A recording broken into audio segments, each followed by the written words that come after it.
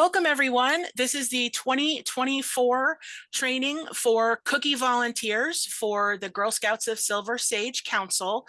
We are excited to have you all here. My name is Kim Ross. I'm the cookie boss. Sometimes I go by the title of Cookie Monster, so I'm here with Cookie Monster today.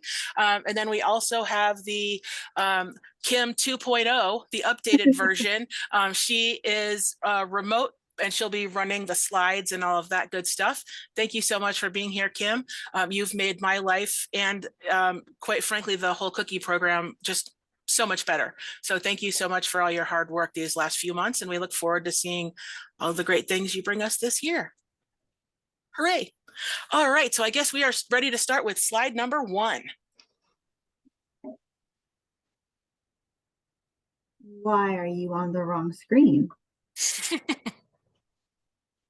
All right, hold on.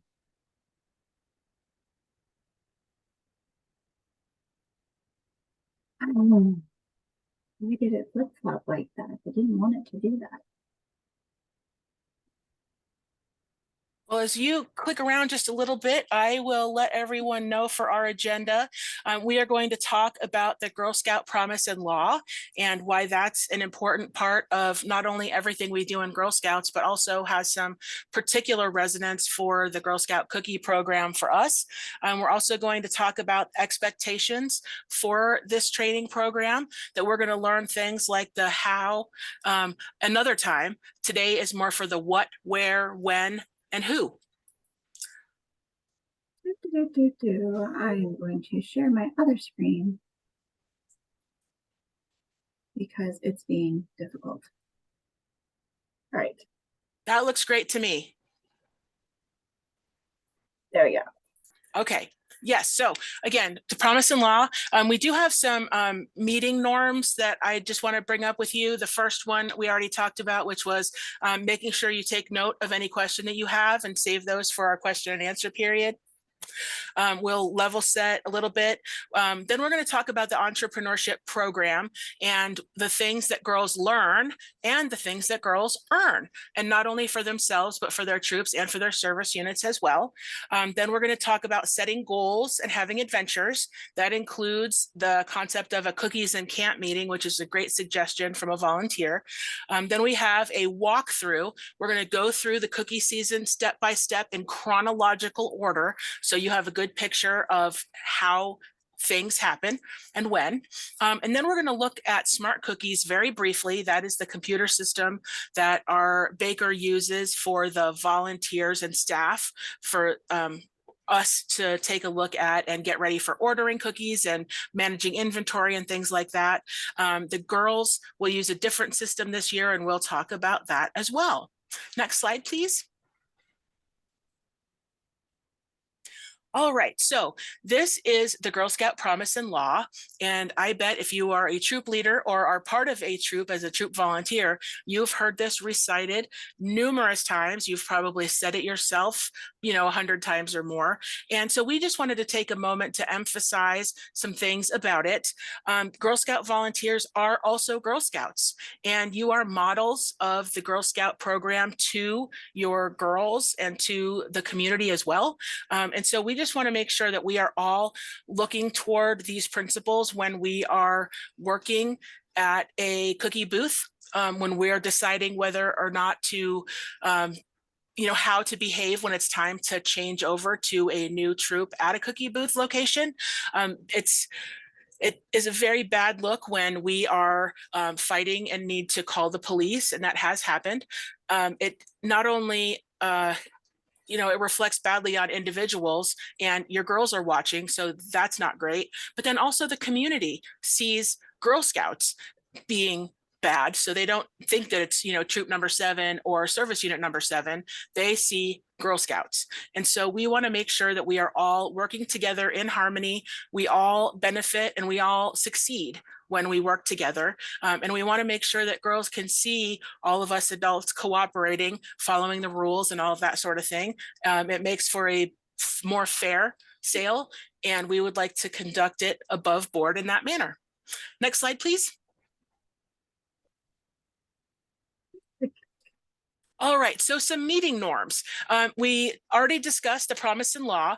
It's not, cookie season is not a contest. And I know sometimes there's some escalation when their girls have goals and there's money involved, and then, you know, a mama bear hops in and all that kind of stuff.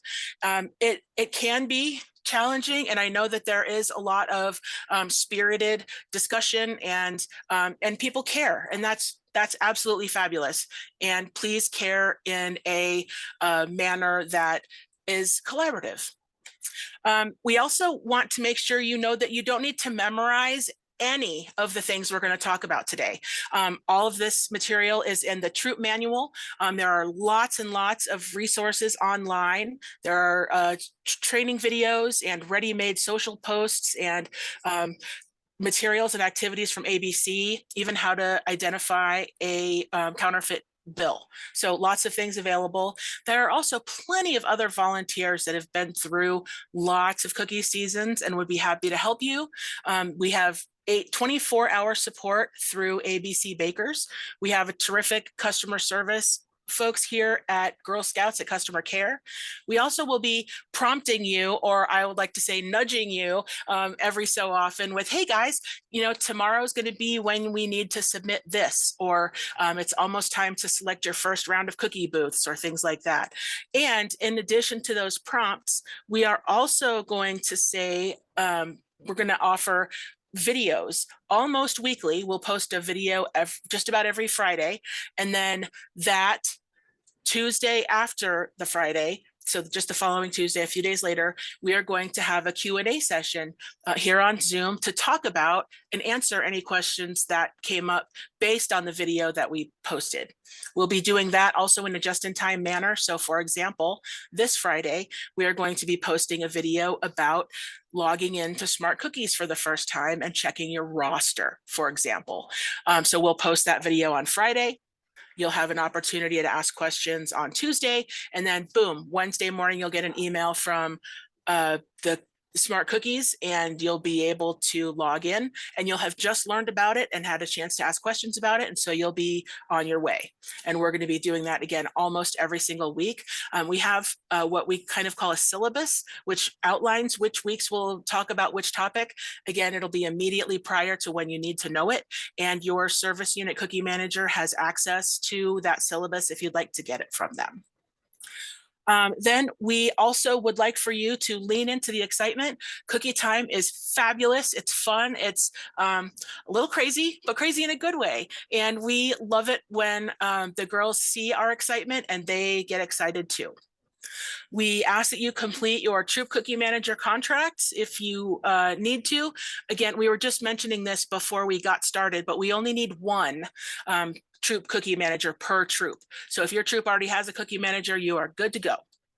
Then we ask that for troop cookie managers that they read the troop manual and the family guide, that they read the emails, especially the ones related to cookies, and that if you have any sort of question, or if you have an issue that's just, you know, getting ready to bubble up or come to the surface, please contact customer care. And we'll talk a little bit later about why contacting customer care early is so much better than calling them late or after the fact.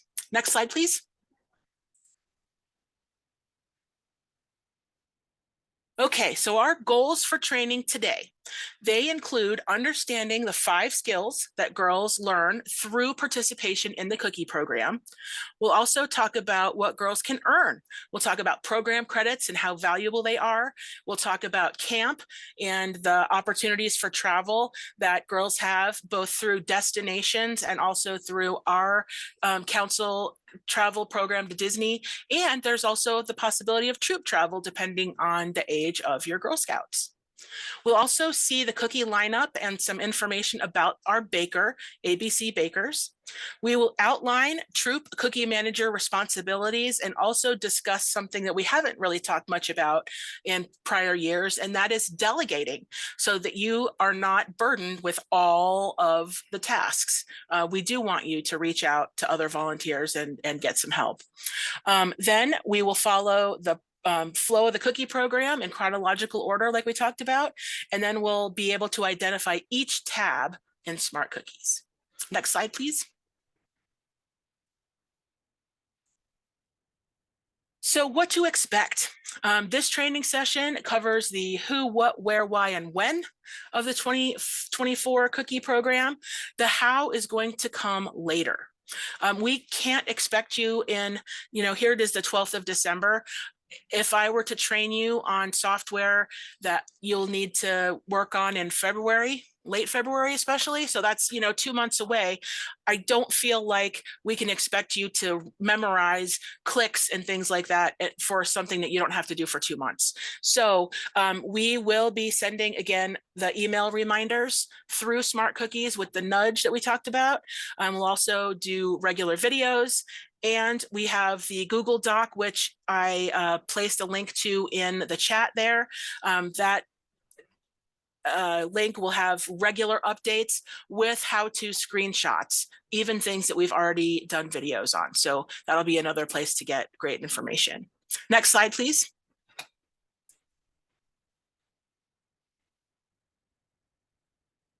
Okay, so girls learn and earn. So girls learn and practice the 5 skills, and those skills benefit them for their entire lifetime. They will earn money for trips and fund their adventures. They will earn money. Oh, sorry, I said trips. I meant troops. So they'll get money for their troop. Each package sold gets money for their troop, and then the girls get to vote on it, again, depending upon their age level and their level of understanding. We do that in something we call a progression. There's also a progression for cookies. Girls also earn money for their service units, and so service units fund some activities and also training for adult volunteers, so that's important. Then girls can earn up to $870 worth of program credits this season through the cookie program. So they can use those credits to renew their membership, to go to camp, to attend council programs, to purchase items from the Silver Sage store, and even more. Girls will also earn patches and charms and stuffies, and they can also earn bigger rewards. Some of the selections that they have to choose from this year are an indoor garden, which is really neat. It's a planter and it has a light and special watering, I guess, substrate, I want to say. And then we also have an iPad available for high sellers. So lots of fun opportunities and choices for girls this year. Next slide, please. Okay, so these are the 5 skills that girls develop through the Girl Scout Cookie Program. They include goal setting, decision making, money management, business ethics, and people skills. And they learn each of those in a multitude of ways throughout their participation in the cookie program. Next slide, please. So for me, this is one of the most important slides. This talks about why each of the skills is important. And these are beneficial to girls when they do just about anything in their life, when they are being interviewed for a job, when they are going to be part of a team, when they're part of a partnership, if they want to run for public office, or need to ask investors for seed money or something like that. These all matter. So for example, they will want someone who can set goals and meet deadlines, and who works well with others and cooperates, someone who can talk to customers and understand their wants and needs, being able to influence each other. And then of course, for me, the last one is the most important, but a business partner or a student or a member of their team who is honest and trustworthy and reliable. Those are all things that will be valuable to them later in their life, no matter what percentage of that skill they're able to practice. The more the merrier. And again, it does impact them for their entire lifetime. Next slide, please. Okay, own your magic. That's the theme for our cookie program this year. And I have a background with axolotls. That's our mascot. And I've got a stuffy here, wants to say hello, hello. I'm not saying hello with these because, well, they're not their arms or their ears. These are their gills, believe it or not. They have external gills, which is kind of cool. 2024 is going to be full of gigantic adventures for the girls to go on this year.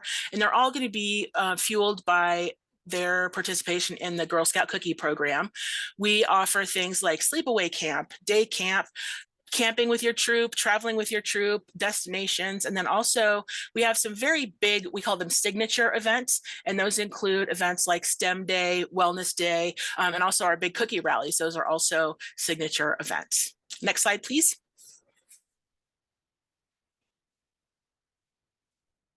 Okay, so we said that girls earn money for their troop, not for their trip, but for their troop. And they are going to receive an additional 10 cents per package this year.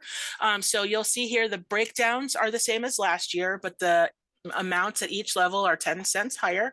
So troops that participate at all are going to receive 70 cents per package, and it goes all the way up to 85 cents per package depending on your per girl average. And the description of how that calculation works is in your troop manual, but it is simply the total number of packages that your troop sells divided by the total number of girls participating. So if a girl is sending emails and selling cookies, she is participating. And if there's a girl who, hasn't shown up to anything in 3 months and you never hear from her, she is not participating. So there's no need to ask us to, clear her out of smart cookies or any of that stuff. That doesn't matter. If she's not participating, she does not count against you. She's not part of the denominator of that fraction. All right, Kim, next slide, please. In addition to the troop proceeds increase, the service unit proceeds increase as well. And service units will get an additional 1 cent opportunity to earn money for their service unit. Having trouble popping to the next slide? There we go. All right. So the service units, as per usual, will earn 1 cent per package sold for every single package. Then they will also be eligible to receive 1 additional cent per package when 70+% of the girls in the service unit registered by March 31st participate in the cookie program. So on March 31st, we'll take a head count of every girl in the service unit. And if 70% plus are participating, the service unit gets an additional penny for every single package sold in the service unit. And then new this year, we have a third opportunity, and that is a 1 cent per package when 70% plus of eligible girls renew their memberships through the cookie program's easy renewal program. And so when we say eligible girls, those do not include 11th graders, well, actually it does include 11th graders. It doesn't include 12th graders, because when they renew, they would become an adult member. And so we are not going to be able to renew their membership through the cookie program. But everybody from K to 11 is someone who's eligible, and they also would have had to sell 200 packages of cookies. So because they've earned enough program credits to be able to get their membership through the program. So 200 plus and K through 11 is who is eligible for that bonus. All right, next slide. All right, so before we got started, I promised to look at our order card, our reward card.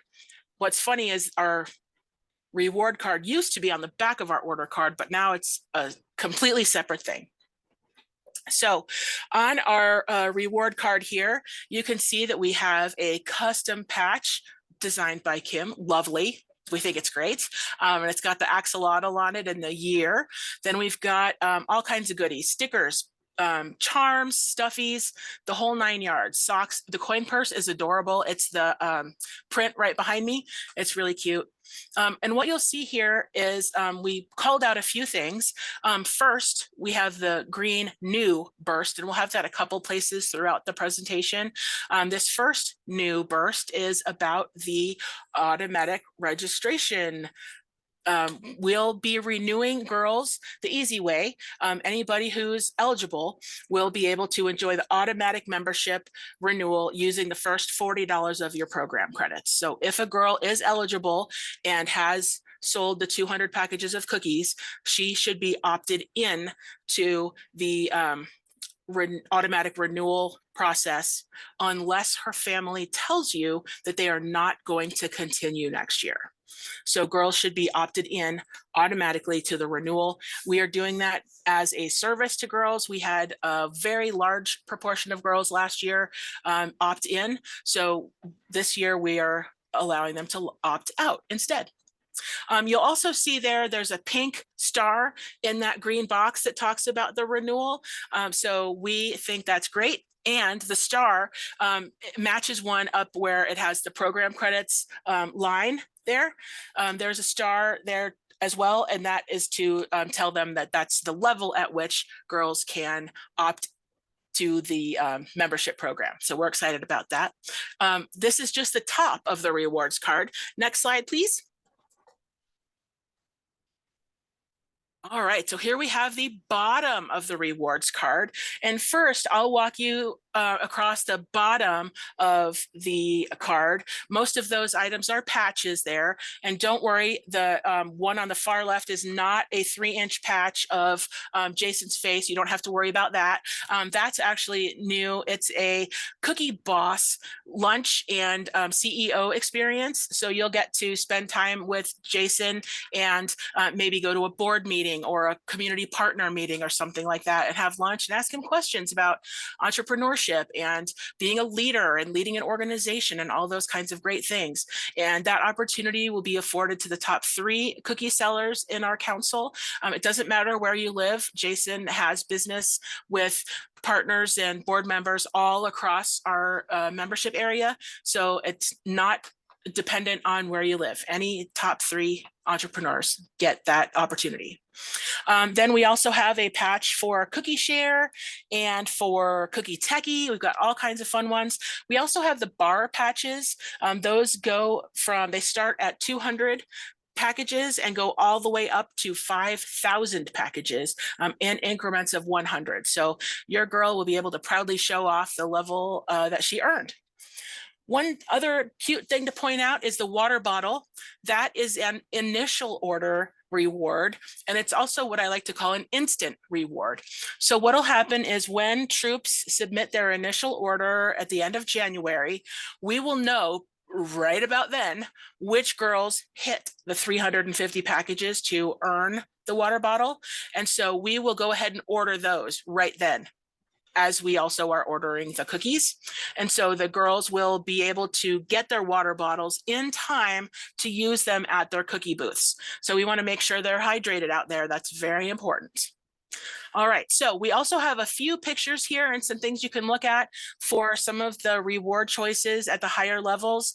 We have a really cool Ozobot kit. We've got an inflatable kayak with oars, a big art set with pastels and pens and pencils and paint and all kinds of great stuff.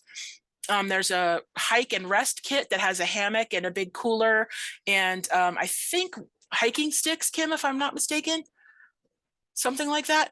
Anyway, there's also a cast iron outdoor cooking set, iPad, all kinds of fun stuff. So we look forward to having your girls choose what they would like best and meet those goals. We're excited for them.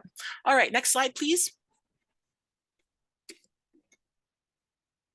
Okay, so on the topic of learning and earning, one of the things girls can earn with their program credits is a trip, or actually our trips, because we have girls who earn multiple trips to camp.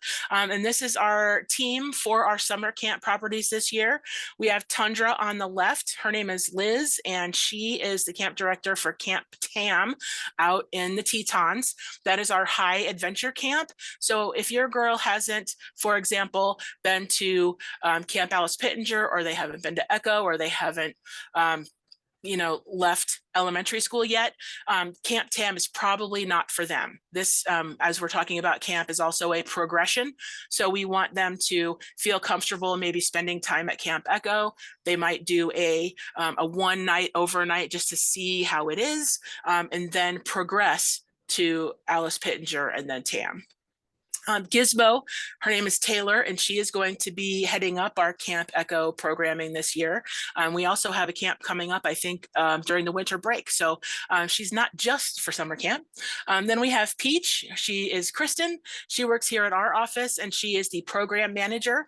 She helps with the summer camp programming and also helps manage and really orchestrate all of the moving parts that go into our big signature events. Then we have Firefly. Her name is Dana, and she manages all of our camp and outdoor programming. Next slide, please. All right, so for our Summer Camp 2024, we have a quick programming preview for you. CAP, which is Alice Pittenger and McCall, they're going to have 5 weeks of overnight camp, some family camp weekends, and a weekend of troop camp. And we have TAM for the period between July 19th and August 4th. They're going to have 2 weeks of overnight camp and a weekend each of troop camp and family camp. And the horse vendor has been secured, so there will absolutely be horses this year. We couldn't be more excited. And then Camp Echo, they're going to offer 10 weeks of day camp with 2 of those sampler overnight programs that we talked about. Again, it might just be one night, but gets the girls ready to have more extended overnight stays elsewhere. And this Echo camp will have badges and field trips every single week. So our camp brochure is almost ready to head to the printers. And so you should have it in the mail sometime in the next, I would say, 2 weeks or so. It's going to have all the information in it about each session, the costs, and all of that good stuff. And I do have an update for you. I think it's on the next slide. If you'd change that for us, Kim. Nope, that's not it. Okay, well, anyway, we'll get to it in just a bit. But Camp Tam, here are just a few pictures of the more rustic nature of Camp Tam. There are, looks like about 9 or 10 different sessions. There are art and horses and muggles. So that sounds a little bit like Harry Potter. And then some hiking and again, family camp and a week of troop camp as well. Next slide, please. All right, Camp Alice Pittenger. The property was donated by Dr. Alice Pittenger, and so we have named the camp after her. It's been more than 80 years with our Girl Scout Council, this property's been, so we are just very excited about it. It's right on the lake there in McCall, right near the Ponderosa State Park. So we just love it. And there are a whole bunch of different sessions. Some of them overlap. So there might be 2 different sessions going on during the same week period, which is kind of fun because then the girls get to interact at meal times. But there's going to be a cooking opportunity, Eco Warriors, which does some ecology, beaches and trails. My guess is that'll be some water and some hiking, troop camp, family camp, outdoor escapades, all kinds of great things are there at Camp Alice Pittenger. Next slide, please. And then Camp Echo. This is the day camp that's offered in our Friendship Square property in downtown Boise. There is programming from 9 to 3, and then aftercare until 5 o'clock is available for a small extra fee. There will be here a new girls' night out session where, again, brownies and juniors can sleep over for one night and give it a try. And then again, girls earn a badge or a fun patch every week that they're there. Some of the photos are terrific here, but they do explore nature in the backyard. There are birds and squirrels and every kind of, grass mini animal like worms and bugs and all kinds of things that they can look at and explore. And then girls participate in all sorts of activities. They even had firemen to hose them off one day when it was just really, really hot outside. So we are able to pivot whenever things happen at camp and we need, some firemen to hose us off, it just happens. Yeah, that's great. All right, next slide, please. And hopefully your girls don't do what mine did and try to bring home a cockroach. Oh my goodness.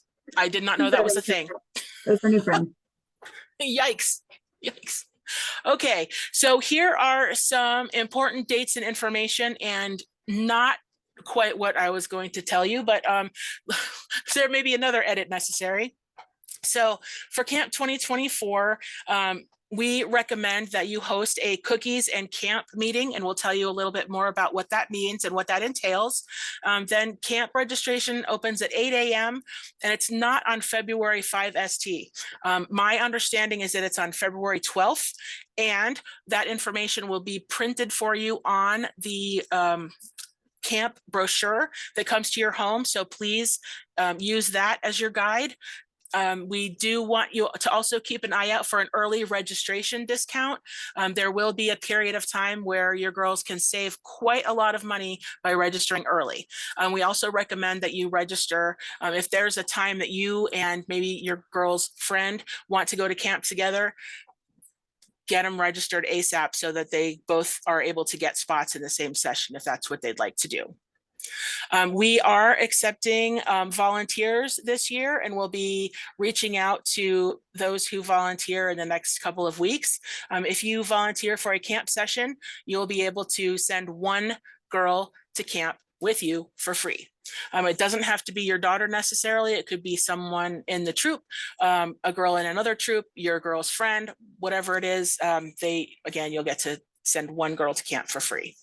We'll be hiring paid camp staff starting in December.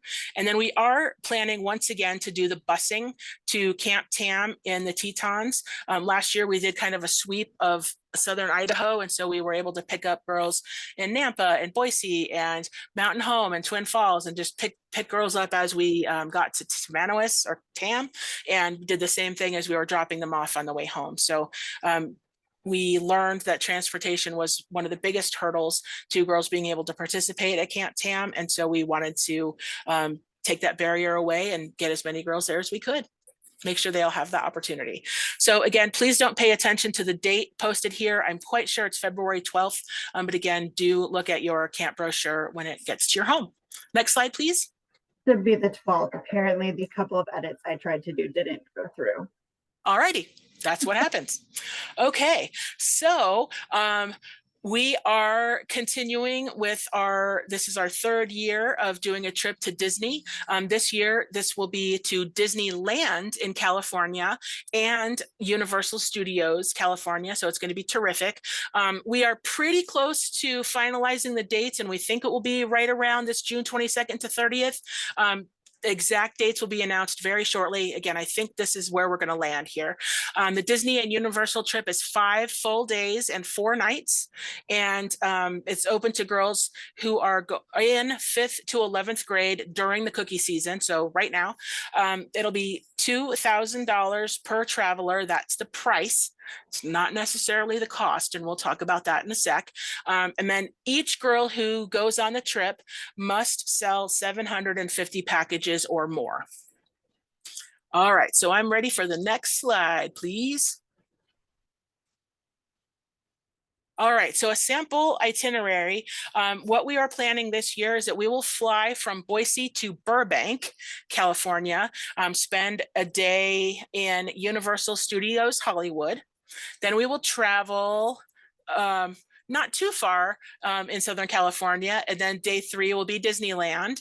Day 4 will be California Adventure, and then we will fly out of a different airport back to Boise on day number 5. All right, so I am ready for another page turn. Kim, if you're nearby. Hi, Drake. All right, so here are the things that are included in the Disney and Universal trip. There will be a countdown series where girls and families meet typically on Zoom. Last year, they included things like making sure you bring sunscreen and why, and making sure you have comfortable shoes. And here's a list of how you pack things. And here's how you don't get lost in your group. And here are expectations for the room. And one day they got together and they made Disney ears to take with them on the trip. So lots of preparation. Here's how you navigate an airport, all those kinds of things. Also included is round trip airfare from Boise all 4 nights of hotel, all of the meals throughout the trip, transportation to and from the airports, transportation between the parks, and then again, the park tickets. Those are also included. So the only thing that will be necessary is if a girl needs additional snacks or wants to make any gift purchases at like gift shops and things like that, then they would need to bring some additional spending money. Next slide, please.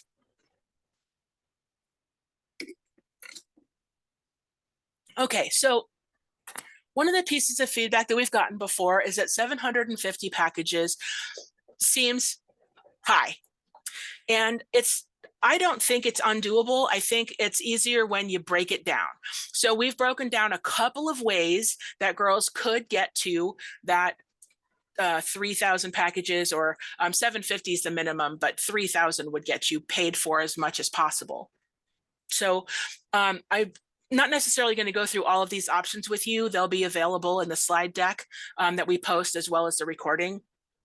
But for example, if a girl got maybe 320-ish during her initial order, 290 over 3 different booth sessions, then she got some sales on Digital Cookie and spent some time at her adult workplace and got some orders there, and then maybe some at her house of worship, and bam, there's 750. They could also do it with things like civic organizations, or if a parent is in the Lions Club or Rotary Club or things like that. If they are part of a sports team and they want to bring their order card to practice, there are all kinds of ways to hit these higher numbers. And then the bottom row, you'll see if a girl sells 3,000 packages during this cookie season, she will have oh, and I made a boo-boo on this one too. She'll receive $870 in program credits. Those are automatic. Then she could choose, and here it says 2022, but it will be 2024 bonus council adventure credits. So she could then earn a total of $1,870 toward her $2,000 trip, which would leave her with $130 balance, which she could get babysitting, raking leaves for neighbors, all kinds of opportunities to make that $130. We also don't want any girl who wants to come to miss out. So please allow them the opportunity to set a goal, agree upon it with their families, and we'll talk about that a little bit more too. But let's all help them get to where they want to go. Next slide, please.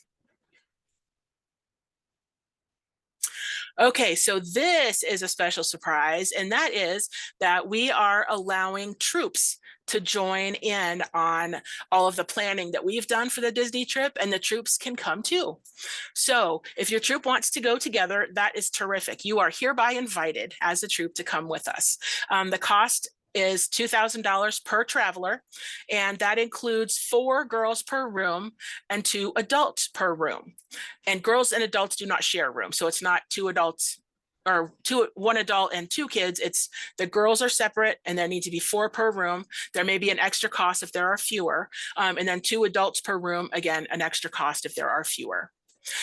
Every single girl who's going must sell 750 packages minimum.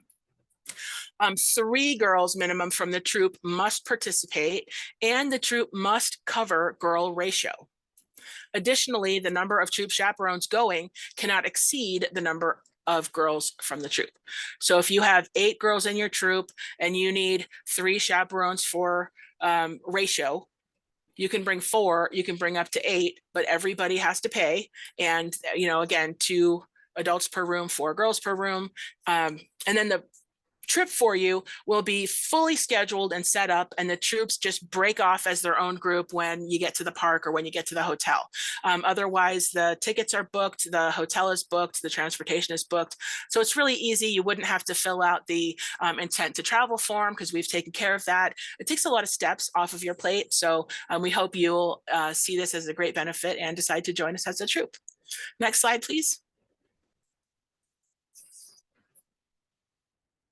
All right, so this is our cookie lineup. You will notice one of our friends is missing, and that's the Raspberry Rally. They will not be offered this year.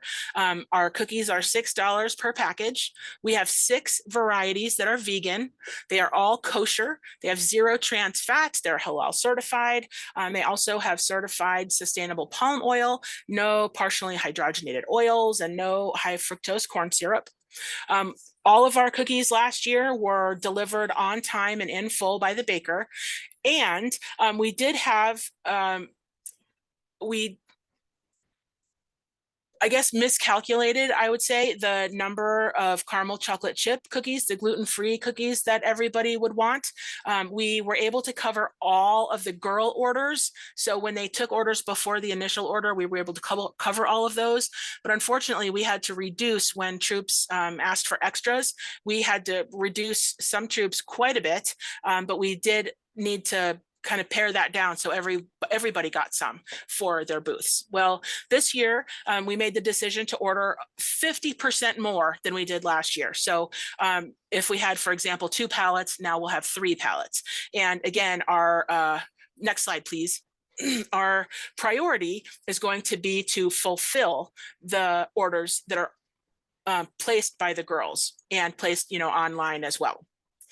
We are only ever going to receive 1 shipment of the caramel chocolate chip.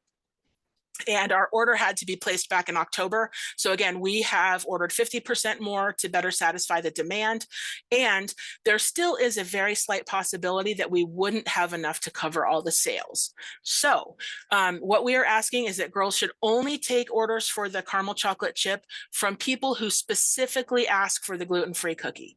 So gluten-free and not chocolate chip cookie, but gluten-free. If that's what their need is, their nutritional need is to have a gluten-free cookie, that's when girls should take the order. They do not appear on the order card. So a girl, she's got the columns. She can choose any one of the columns and say caramel chocolate chip. And as long as it's legible and you can read it when you go to put in the girl's order, you will be able to order caramel chocolate chips at the time of the initial order. However, girls should not take orders for caramel chocolate chip after they submit their initial order. So once their initial order is submitted, we don't have a way to guarantee and to even communicate how many each girl is ordering and how many you'll need. So please have them stop taking orders after the initial order. That will also help us have some quantity for booths, if at all possible. Again, girls will take their orders, and those orders that they have taken will be prioritized when we get the supplies. And then again, booth extras still may fall short of what you requested, but they shouldn't fall anywhere near as short as last year because again, we're ordering 50% more. And they're in the process of being baked and everything. So we've got our 50% more for sure. So that'll be great. And as Kim is switching to the next slide, I will also share something that I am not confident enough to write down, but I wanted to share it with you. And that is that we have heard from some other councils that they are anticipating something of a shortage. And so we've gone to our baker and asked them, hey, what's the situation here? And it is not our baker that is having a shortage. So I will let you interpret that as you will. But if you hear on social media or even in the media, if you hear it on the radio or on TV, that we are having cookie shortage this year, we at our council are not having any kind of cookie shortage. We're not planning to. We have all of the ingredients. ABC has assured us that all the ingredients are here. All the cardboard and paper and plastic and all that stuff is all here. So we are not concerned about that. Okay, so our baker partner is ABC. That stands for America's Best Cookies. And we think so. They have been baking Girl Scout cookies since 1937. So that's 86 and 2024 is going to be 87 years. Pretty cool. They have 43 different baking facilities around the country. They have double backups for each ingredient and packaging component. So even down to the glue that sticks the boxes together, they have double backups for everything.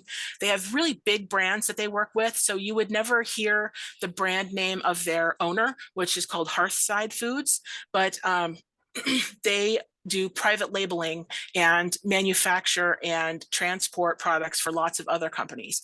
For example, they bake the Special K cereal bars and distribute those. They make some buns for Wendy's for their chicken sandwich. They make all kinds of products for all kinds of companies, which is great. They have a lot of experience with distribution as well as with production. And again, they have bakeries all over. So we don't have any worries about getting the cookies that we need on time and in full. They have 11,000 staff members and 3,500 different suppliers that they work with. They have lots and lots of partners, and they've received quite a few awards about their distribution system, including one from the PepsiCo, which also owns Taco Bell and some other companies there. And they got distributor and producer of the year. So that's pretty exciting for them. Next slide, please. All right, so this is troop cookie manager training and troop volunteer training. And so this is how you get started as a troop cookie manager. First, and very foremost, and also highlighted in yellow, is that you must be a registered volunteer, a registered member for membership year 2024. So that is right now. If there is any reason that you haven't remembered to re-up your membership, please go ahead and do that as soon as you possibly can, because you will not be able to be coded in our membership system unless you have a valid membership. So that's very important. We also need for the troop cookie manager to be an approved volunteer. Then here, the next one, we've got in all caps, one person from your troop should get online and sign up on the troop cookie manager contract. A link is in our chat. There's also links on our website, in your service unit meeting agenda file, and then also in our council newsletter. That there's one that came out at the beginning of December, and there's one that's going to come out at the very end of December, and there are links to the troop cookie manager contract there as well. Then the council, once you have signed that contract, we will manually add you to Smart Cookies, and we will then be sending out an email from Smart Cookies to you on at about 3 a.m. So the wee hours of December 20th, you will get an email from ABC Smart Cookies to register in Smart Cookies. Now that email, they send out hundreds of thousands of emails, and very popular email services like Gmail, for example, will sometimes see a very large volume of emails and call it spam. So please understand that everybody who signs the contract and gets their stuff in soon will be added to Smart Cookies and will receive an email. And it might be in your spam or your junk or somewhere, but it is there. So please, if you need to search on cookie or abcsmartcookies.com or something like that in your email app so you can find it, it is there. Then once you get there and register, you will complete the volunteer profile. When you do that, you'll receive an email confirming it. I'll show you pictures at the very end when we look at some Smart Cookies screens. And then the very first thing, once you complete that volunteer profile, we need you to check your roster. Check your troop roster, make sure everybody who's supposed to be there is there, and everybody who's not supposed to be there is not there. January 2nd is your deadline to check that. And if you do not check that by January 2nd, that's it. January 2nd is the end. So if you have girls who need to move troops or what have you, they are staying in the troop they are in as of January 2nd. They can move in April after the cookie season is over. We're not able to move all their online orders and all their money and all the deposits and all that stuff. It's just unmanageable. So January 2nd is that deadline. And then in a big red box at the bottom, see all the different ways we have to highlight things. We've got highlighters and bold and caps, and here's a big red box.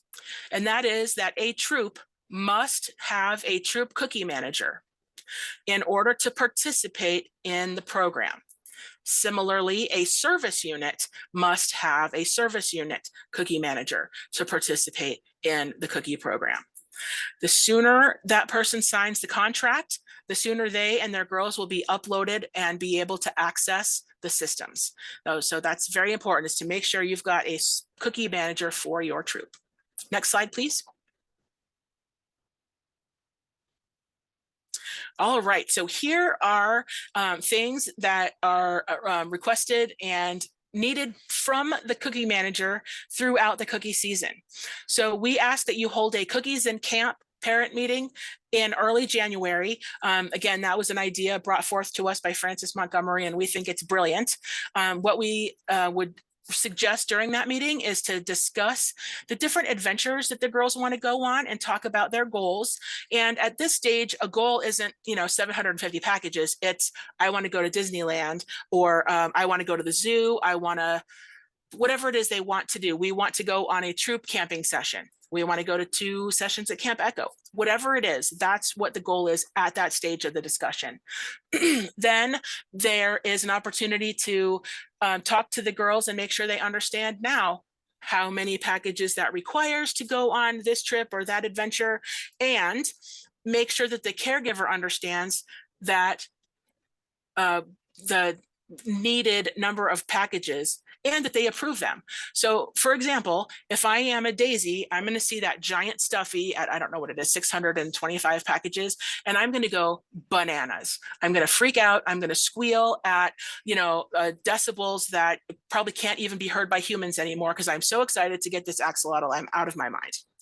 So we would recommend that she talk to her caregivers before the troop cookie manager writes down 625 for her, because that might not be manageable for that family. They might have, both parents working 2 jobs, and they are going on a trip, and they just are not going to have the opportunity to sell those packages. So make sure that you get the parents' feedback and okay on the goals before you order cookies to fulfill the goals of 7-year-olds, is basically what we're saying. And then when you have that meeting in early January, all of the families will have received their troop cookie manual in the mail, or the troop, not the cookie manual, what am I saying? The camp brochure. They'll get that in the mail, and they will be able to say, gosh, Lisa and Danielle both want to go to this same camp session. And during that camp and cookies meeting, they can talk about maybe carpooling to camp. Maybe one parent takes them up and the other parent brings them home, and they can go to camp together and have a blast. So that's why we recommend talking about cookies and camp, but also their other goals and ambitions through the cookie program, what they want to do, and what is manageable for each family, because that is also a critical piece. Then during that meeting, and I need to switch these around, but at that cookies and camp parent meeting, troop cookie manager should be collecting permission slips, signed permission slips. They are 2-sided. One side is to give them permission to participate in online selling. So it's participation to participate in digital cookie. And then on the other side, it's that the parent gives them permission to sell cookies and agrees to be financially responsible for the cookies that they take out. Then the troop cookie manager should distribute program materials to families, and you should have gotten those from your service unit cookie manager. The service unit cookie managers are also getting some additional printed materials in the next few days, because our printer forgot to send goal getter cards out in the last set of shipments. So I'm going to be sending them an email tomorrow to let them know those are coming. And then make sure that the girls know about their local cookie rally. That is an opportunity for them to learn about the 5 skills and practice them before cookies. It gives them the opportunity to meet other girls and really get into the excitement of cookie season. We also provide several different flavors of the cookies for the girls to try. Think of some words they could use to describe them to customers. When a customer says, gosh, I've never heard of Adventurefuls before. What is that like? And the girl can say, well, it's crispy and it has a caramel filling, and that kind of thing. They can come up with their own words and the ways they would like to describe the cookies. Then you can also go over important dates and also give some troop specific information. So for example, if you are going on a trip to the Maldives over cookie season, and you need for your troop girls and families to turn in their initial order before the actual due date so you can process everything and get it in there, that's fine. You are the boss of your cookie program for your troop. So if you need for them to, as long as they're within the dates that we have and by the deadlines that we have, because those are hard and fast, we don't have flexibility with those. But if you need them to get things to you earlier, that is okay. We are fine with that. Then we talked about getting excited. This is fun for girls. And so every ounce of excitement we pour in, we get 6 to 8 more ounces of excitement from them. It's really fun. And then we also encourage you to practice self-care. Many families are very passionate about cookies. They might want to call you at midnight. And if you have told them that you are not accepting calls at midnight, that you are turning off your ringer between, I don't know, 10 p.m. and 8 a.m. or whatever it is that you don't want to get calls, or look, I am very busy. I can talk to you about cookies on Tuesday afternoons and Thursday afternoons, and I will call you back to send me a text or whatever. So set those boundaries, communicate the boundaries, and then also hold to the boundaries. So make sure that there are exceptions for, big emergencies only, and otherwise it's cookie season and you will respond when you are able. Then new this year, we are also talking about delegating, how to delegate, asking for help when you need it for deliveries or scheduling cookie booths or going to the bank or whatever it is. You are empowered, again, as the boss of your cookie cell for your troop. You are more than welcome to get yourself some assistance. Next slide, please. Is this my peacock? Not yet. Okay, so I have a slide that I call the peacock, and it's apparently coming up. But so one of the biggest questions that we field here at our customer care office is, where do I get the things? Where do I get the sales materials? Where are my program credits? Where do I get my prize? All that kind of stuff. And so here's where you get it. The baker and or the council either produces the materials or gets the materials for you, for the girls, and we distribute them to the service unit cookie managers. So every service unit that plans to participate in cookies needs to have a service unit cookie manager. Those individuals get the printed materials, the printed program credits, but they also have training and ideas and news and expertise that they give to the troops. Additionally, troops, if there were another layer down there, it would be girls and families. They receive information and the sales materials and all that stuff from the troops. So that is where you get everything. It's you as the troop cookie manager will receive things from the service unit manager, cookie manager, sorry, who receives them from us. Next slide, please. Yay, the peacock. Okay, so the peacock is one example of a way that we suggest you divvy up some of the tasks or group of tasks that you have during the cookie season. And you will see some of this on one of the pages of the troop manual. And where it started was we had a meeting in Spokane in, I want to say, June of this year. And we talked a lot about the volunteer experience. And one of the projects we had was to list out every single thing that we ask of a troop cookie manager. And all those things that we thought of, and I'm sure there are more, appear on that page in the troop cookie manual. And it's not to scare you, but just to make sure that you know that we understand that we ask a lot of volunteers. And, as I was going through the cookie season last year, yes, I asked troop cookie managers to, do one thing on Monday and then do another thing on Tuesday. And then maybe Thursday, we needed you to fill out a form, and Friday, we needed you to make a list. And Saturday, you needed to, meet with your troop to get the inventory, and it adds up.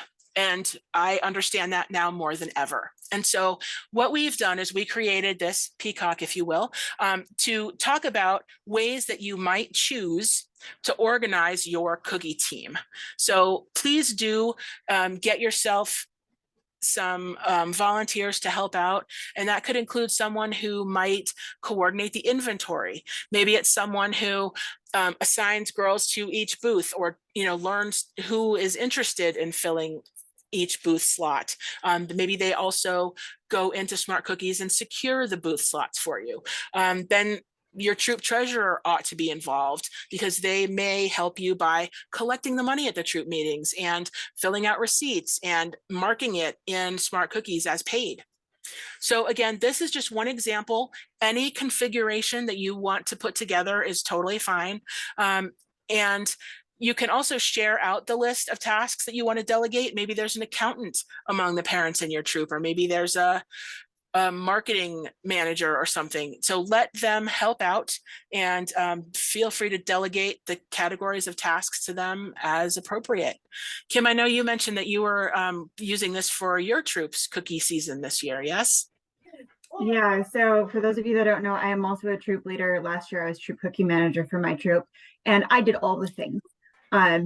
So I feel you when you say it's a lot. And so this is one of the ways I am breaking down my troop this year. So I have my troop treasurer involved. He's going to be entering financial information and dropping stuff off at the bank. It's also convenient. He works evenings, so he's available in the mornings to do that. I have another mom who's going to be organizing all of the booth stuff. She's going to be putting together a sign up genius for all my girls to register. And then I have another mom who's also my troop cookie manager who manages all of our inventory. She has some extra space in her garage, so that's where she stores everything. And whenever we need stuff, we just pop over there, grab what we need, and then we can go. So that's my plan for my troop. And fortunately, I have enough volunteers that I can do that. I know not as many troops are as lucky as mine, but what I ended up doing is I kind of just turned to people and was like, hey, I think you'd be great in this role. Can you help me? And I just kept getting yeses. And so it doesn't hurt to ask. That's terrific. Thanks, Kim. I bet that'll help a whole bunch of folks. Thanks. All right, next slide, please.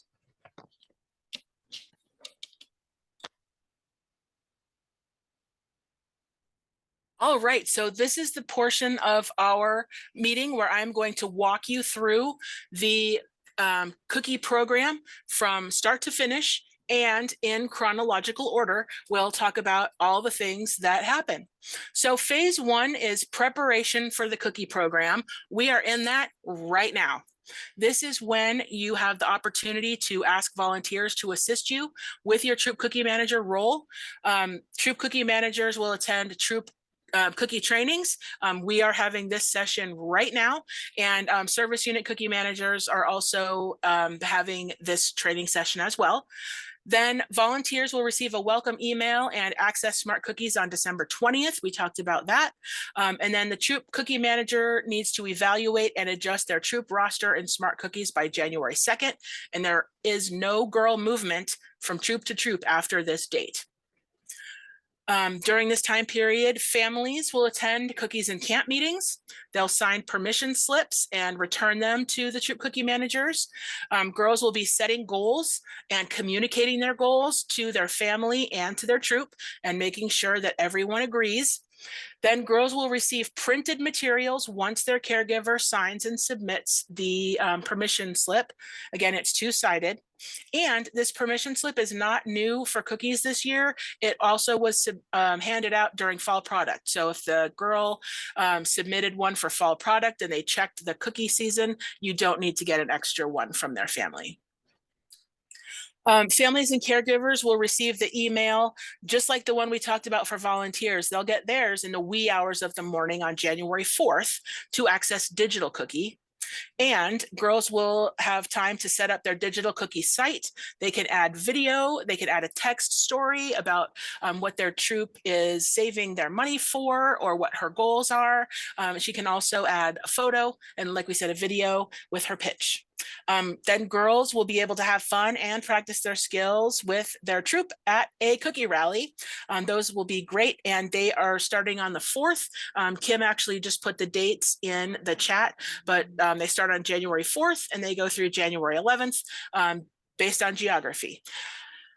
Then we also suggest, there are a lot of families who, girls talk to their friends in a chat room or maybe on Facebook or something, and you might not have everybody's email addresses. So now would be a good time, especially if they're, home over the Christmas holidays, they could ask their family members and closer friends for their email addresses so they can send those out through Digital Cookie and earn the Cookie Techie patch. Next slide, please. Could I make a quick suggestion that my troop does for communication amongst each other? Sure. We use this app called Band. and we just sent each other the link for it through like text message, and then we're all in there. We can make posts. We also have a private chat and things such like that. Terrific. Yes, we hear that a lot of troops use Band. Some have a Facebook group or something like that, but it's great to have one place where parents can get all the information they need. Thanks for that suggestion. Okay, so phase 2 of the cookie program is called the initial order period. That runs from January 12th. So that's the very next day after the big Treasure Valley cookie rally. And then the next day is the cookie sale, which is this initial order period. And it runs through January 28th. During this period, girls will take orders with their order card. And that, gosh, I thought I had one with me. I was going to show it on the screen, but you've all seen order cards before. It's got all the different colors and rows and columns for customers and cookies and what they've ordered. And girls also, when they're doing that, when they collect orders, they should really collect the money up front. It is 1,000 times easier to collect the money up front. And then when it's time to deliver, they can just leave it on Mr. Smith's porch instead of having to knock on the door. Mr. Smith isn't home. Mrs. Smith is here, but she's not answering. Then Mr. Smith is at work, and then he doesn't have a $6, and then all those things. So it's so much easier later to collect the money up front. Then from January 12th to the 28th, also Digital Cookie will be open for shipped orders and girl delivery. Social media links are limited to your personal page and a neighborhood group or page. So something like Maplewood Hills or Echo Hawk Estates or whatever it is, but not Idaho Falls moms or Treasure Valley families or something like that. It has to be limited to a personal page or neighborhood. And then also no buy, sell, trade sites, not Facebook Marketplace, not Amazon or eBay or classified ads or Craigslist or any of that stuff. Nothing like that during this period. Then girls, because they're collecting money up front, they should bring their money to the troop meetings. Our suggestion is that there be a table at the troop meetings that says on it, cookie money. And whether it's the treasurer or another volunteer there, but the girls would, turn in the money for that week or 2 weeks since they've seen you last. And then a receipt is written for the amount, and just make sure you both count it and agree on the amount as well. Then if during this period of time, a participating girl, so maybe she's bringing you money and tell you how great she's doing, but she doesn't submit her order card on time, please do reach out to her and her caregiver and make sure that her orders are included in your initial order. So if she's not able to bring it to you or fax it to you or whatever, just have them snap a photo and text it to you so that you know what she wants or what she needs to order. And then if there's an issue on January 28th, that's the end of this period and when you'll be submitting orders in the system, but you don't have to worry, because even if it's after the time when I can enter it into Smart Cookies for your initial order, very shortly thereafter, you'll be able to make planned orders for the cupboard. So even if you miss that one deadline, you'll still be able to get cookies as soon as they get here. We also wanted to stress that adults can take the order form to work. They can take it to somewhere that the girl isn't able to go necessarily. But the idea is that we want the girl to participate. This is all about what the girl learns by doing. And so if the girl can't come to the office, maybe she can make a sign or a poster that says, please order your Girl Scout cookies from me. I want to go to camp, or I want to go to Disney World. She can also create thank you notes. Maybe she's not able to take the orders, but she can deliver the cookies. Whatever it is that makes the most sense works great for me. But yes, parents definitely can take their orders forms to work. They can give one to their cousin and one to their grandma, and everybody can take it to work. And we want the girl to participate as much as she is able. Next slide, please. All right, so as we continue through the initial order period, again, the girls, their orders for this piece ended on the 28th. That gives you 2 days to process what they sent you, unless you gave them an earlier deadline, because you're going to be in the Marianas Islands or something like that. So the girls will give you their in-color order card or a clear photo, and then you will submit your initial order. we recommend that you submit it on the evening of January 30th. And that's because you will be locked out of the initial order portion of Smart Cookies, either when the clock strikes midnight of the evening of January 30th, or when you press submit. After that, if any changes need to be made, you have until the next day for your service unit cookie manager to help you, or until about 10 a.m. on February 1st for Kim or I to help you. And that's it. We submit our entire council's order at 10 a.m. and then we are done. And there's still an opportunity to get more cookies, because on maybe the 3rd or something, you're able to get in there and place planned orders in the cupboard. So again, you will be able to get orders and cookies very soon after the initial order, but you, again, we recommend that you submit it on the evening of January 30th. The reason why we ask you to do it at the evening is because if you submit it at lunch on the 30th, I am quite certain that some parent, some girl, some grandparent needs just another half dozen boxes of Thin Mints or Caramel Delights or what have you. And if you've already pressed submit, you're done. So you would have to ask your service unit cookie manager or council to make those changes for you.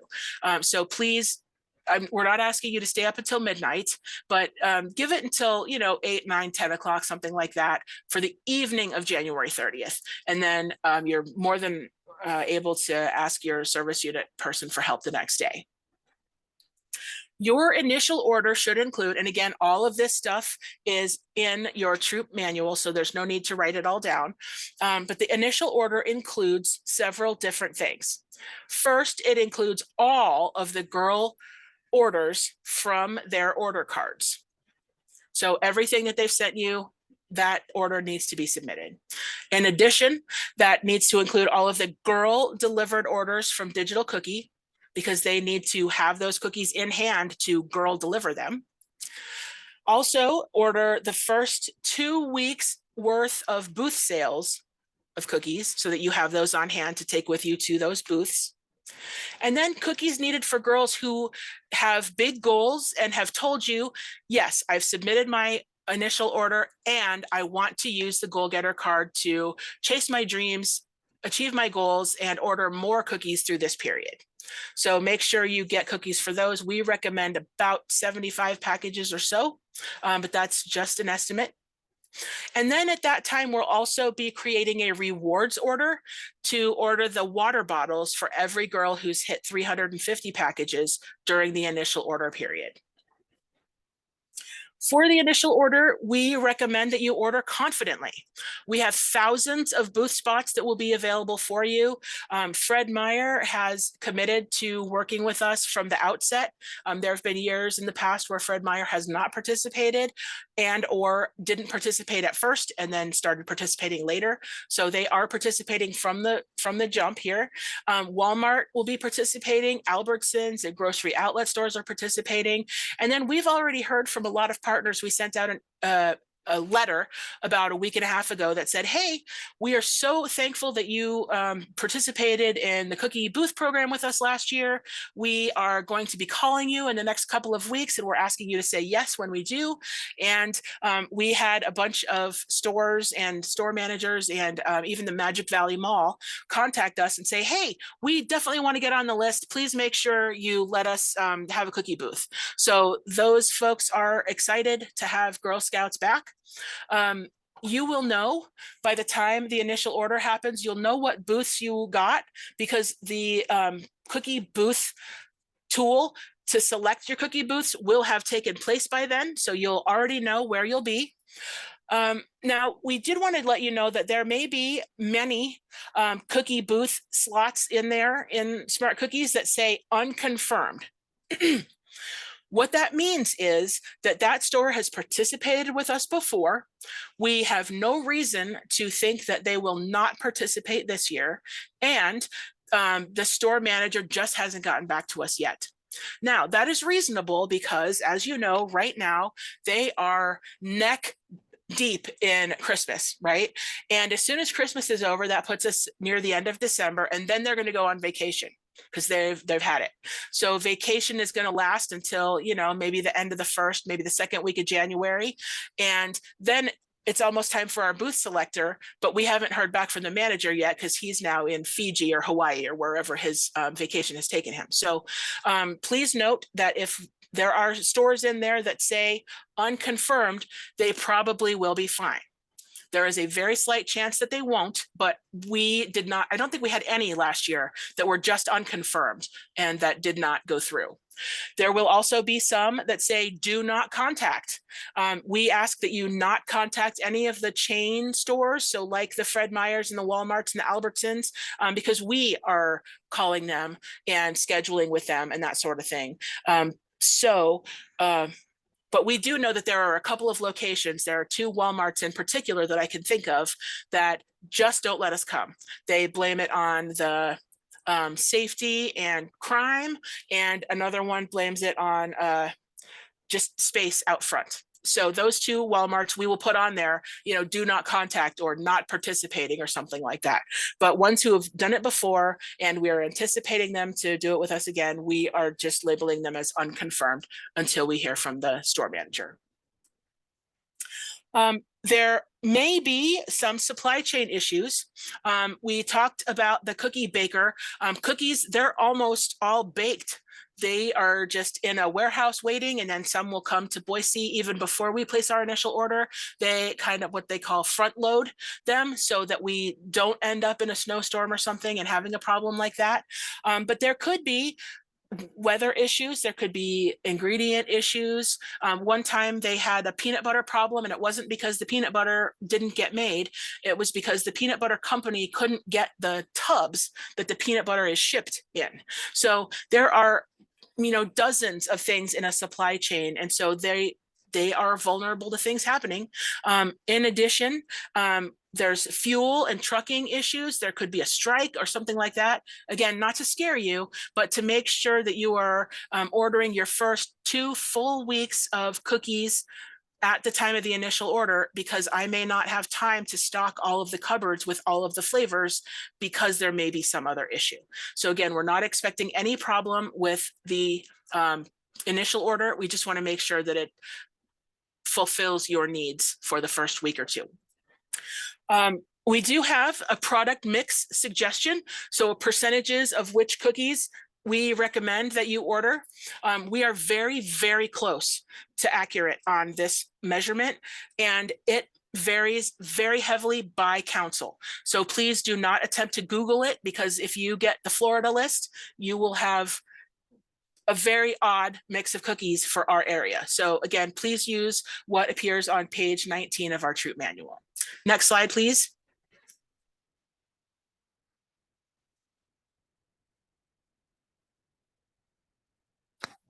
All right, so phase 3. And we set a group norm earlier that we're going to hold all the questions. So please write them down, pop them in a text.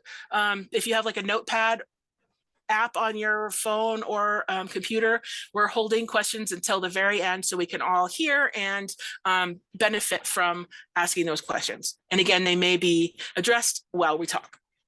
All right, so phase 3 is the next portion of our cookie program. This is what we used to call the goal getter period. And this is when girls are selling cookies and taking orders for cookies before the cookies physically get here. So girls will continue taking orders and continue taking money up front.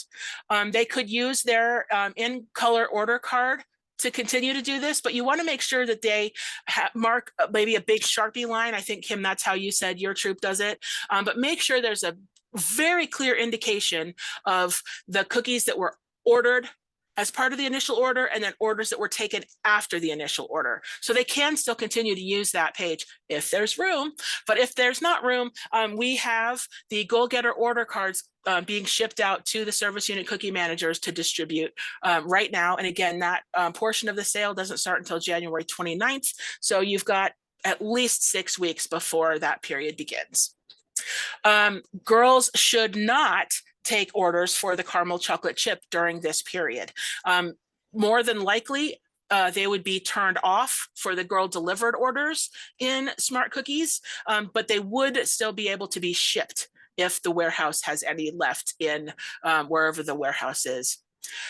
Then Smart Cookies, oh, yep, it will remain open for shipped and orders and girl delivery, but social media links are still limited to personal pages and neighborhood pages.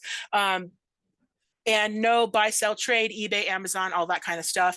And it has been outlined more fully on page 8 of the troop manual. We've had a lot of families asking for, you know, I want to see the policy, or I want to see it in writing. Well, it's right there on page 8 in the troop manual. And if you need to copy and paste pictures of it, we have the troop manual and the family guide both on our website, and they are live now. During this period, girls continue to bring money to their troop meetings. So you want to keep that table there that says cookie money and have someone collecting the money and writing receipts. And then you'll want the troop to continue making bank deposits. You definitely don't want to keep a lot of money on hand. And we'll talk about that in the banking section. Next slide, please. All right, phase 4, cookies are here, yay!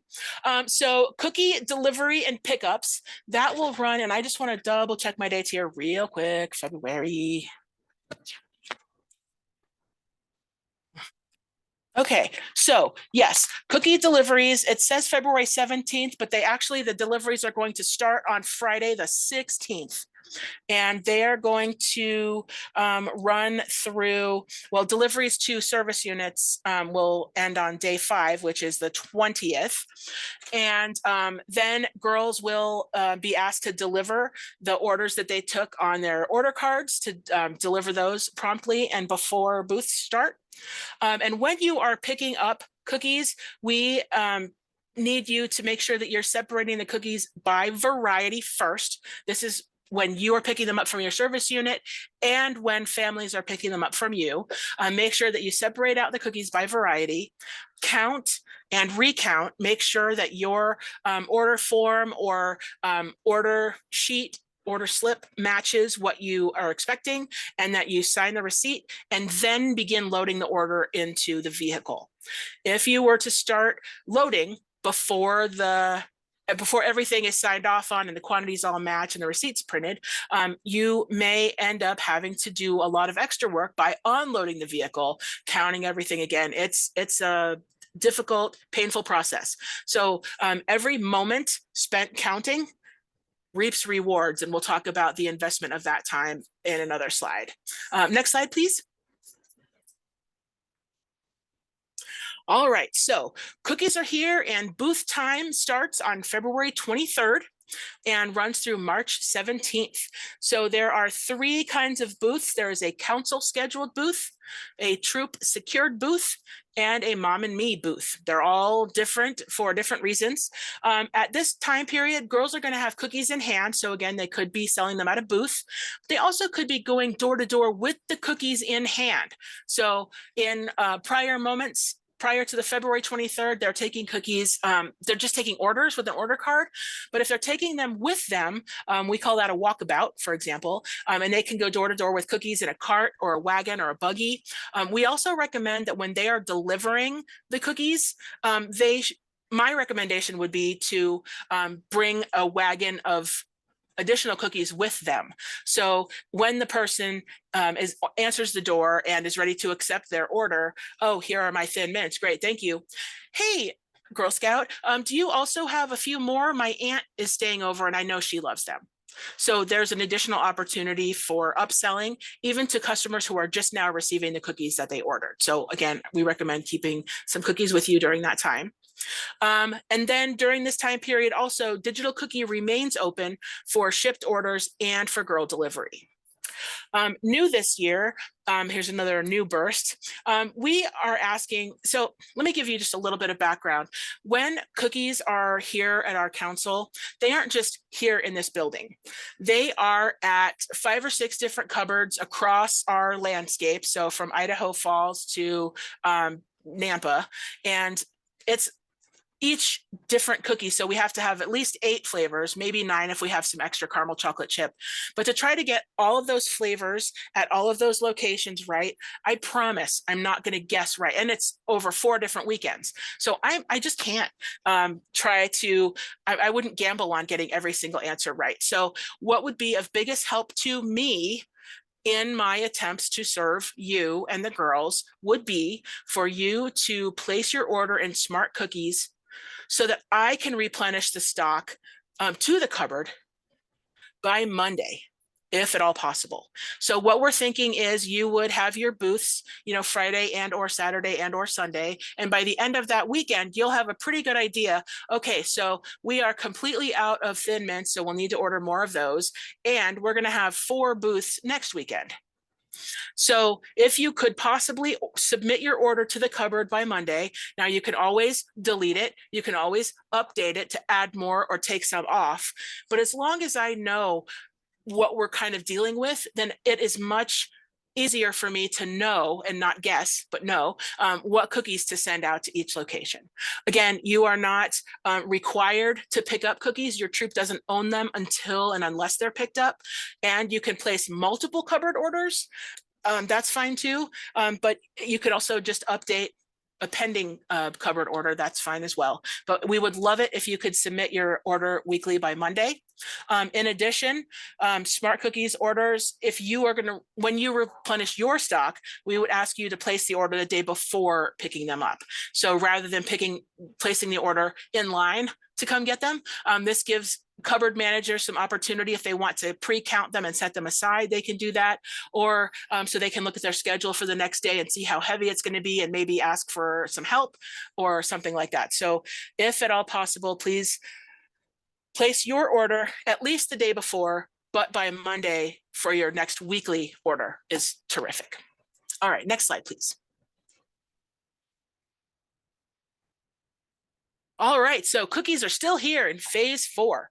So troop scheduled booths and council scheduled booths are 2 approved, registered background check volunteers and it says 2+, so at least 2, and 2+ girls, so at least 2 Girl Scouts.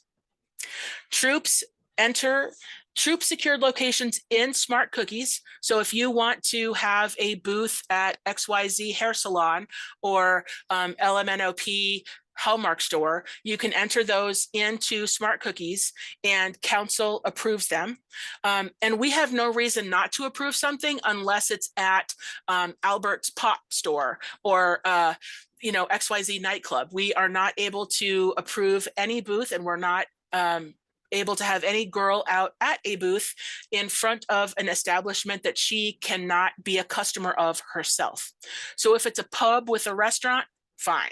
If it's a block or 2 from the head shop, fine, but not right in front of a place that sells things that girls cannot consume only.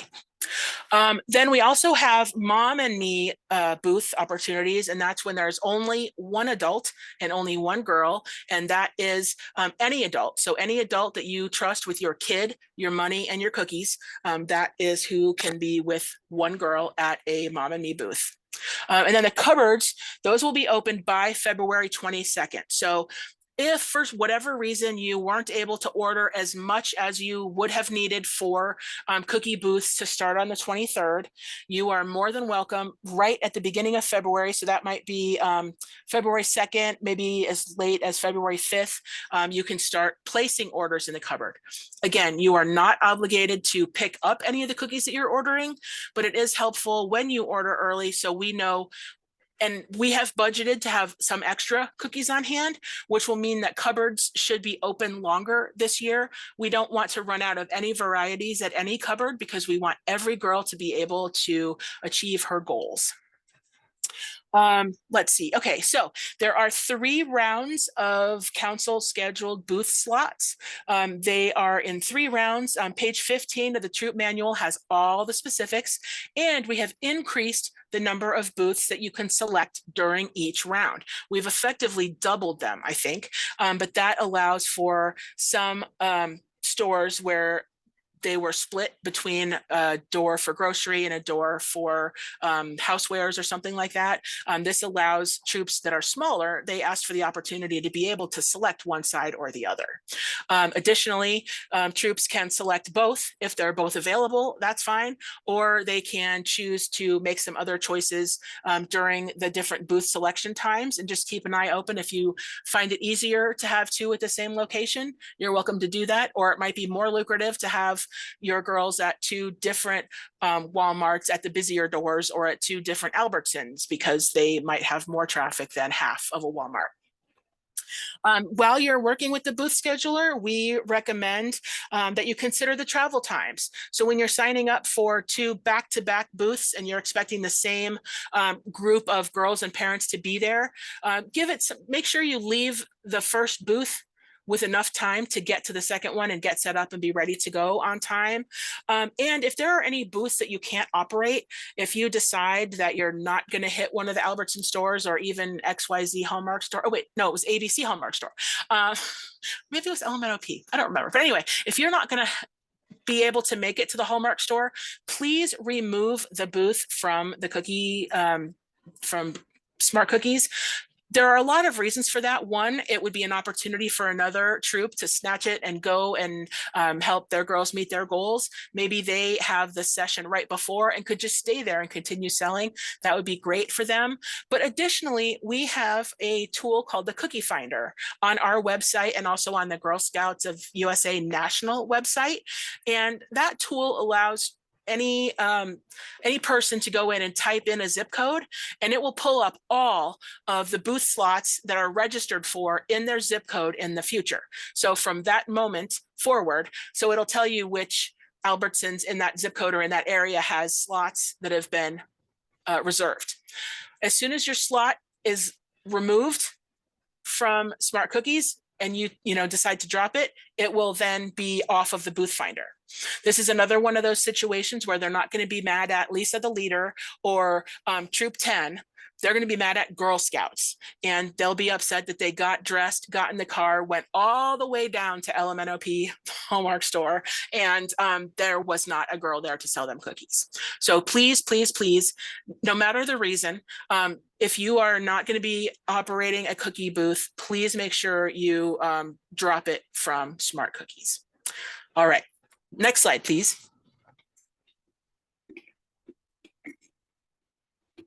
Okay, so phase 5 is that the sale concludes.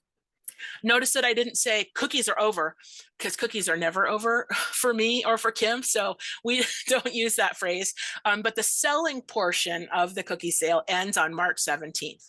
What that means is that all the council secured booths, that ends on March 17th. However, you may have a girl who is just so excited about Disney, she can hardly stand it, and she still needs 4 cases of cookies to make the deadline or to make the minimum for the Disney trip. Now, we will allow girls to continue to reach their goals. We want them to. It's great for them to, really dig deep and commit to going out there and selling those 4 last cases. I know it's hard when it's cold and spring break is coming and I'm done, mom. But if she has this goal and she's willing to go for it, and the family is behind her and thinks it's reasonable and thinks she can do it, then girls can continue to sell.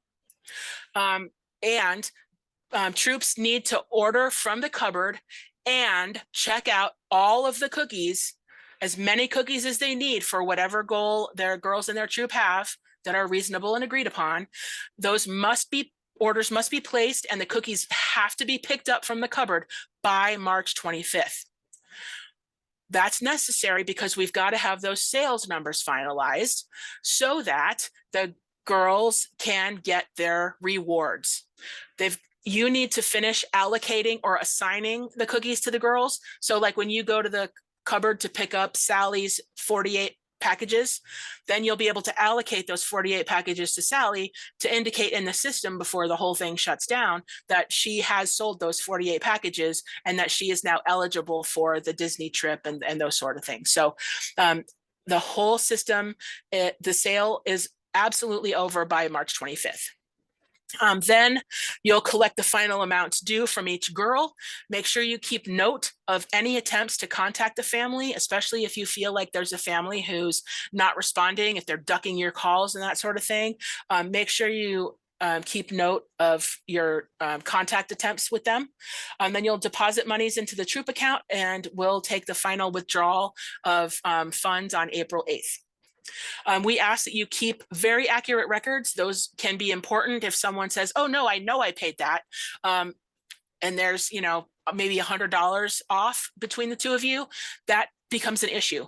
And that's important to make sure that you have receipts made every time that you have any kind of transaction of cookies or money or anything like that. So as you're keeping these records, you'll be also submitting them through, as you keep them through the end of the season, you'll be submitting them to the treasurer or whoever it is in your troop who is going to be submitting the annual report, so that they can all be submitted together with the bank statements, with the cookie receipts, the bank receipts, all the money receipts from all the transactions in the troop. Next slide, please.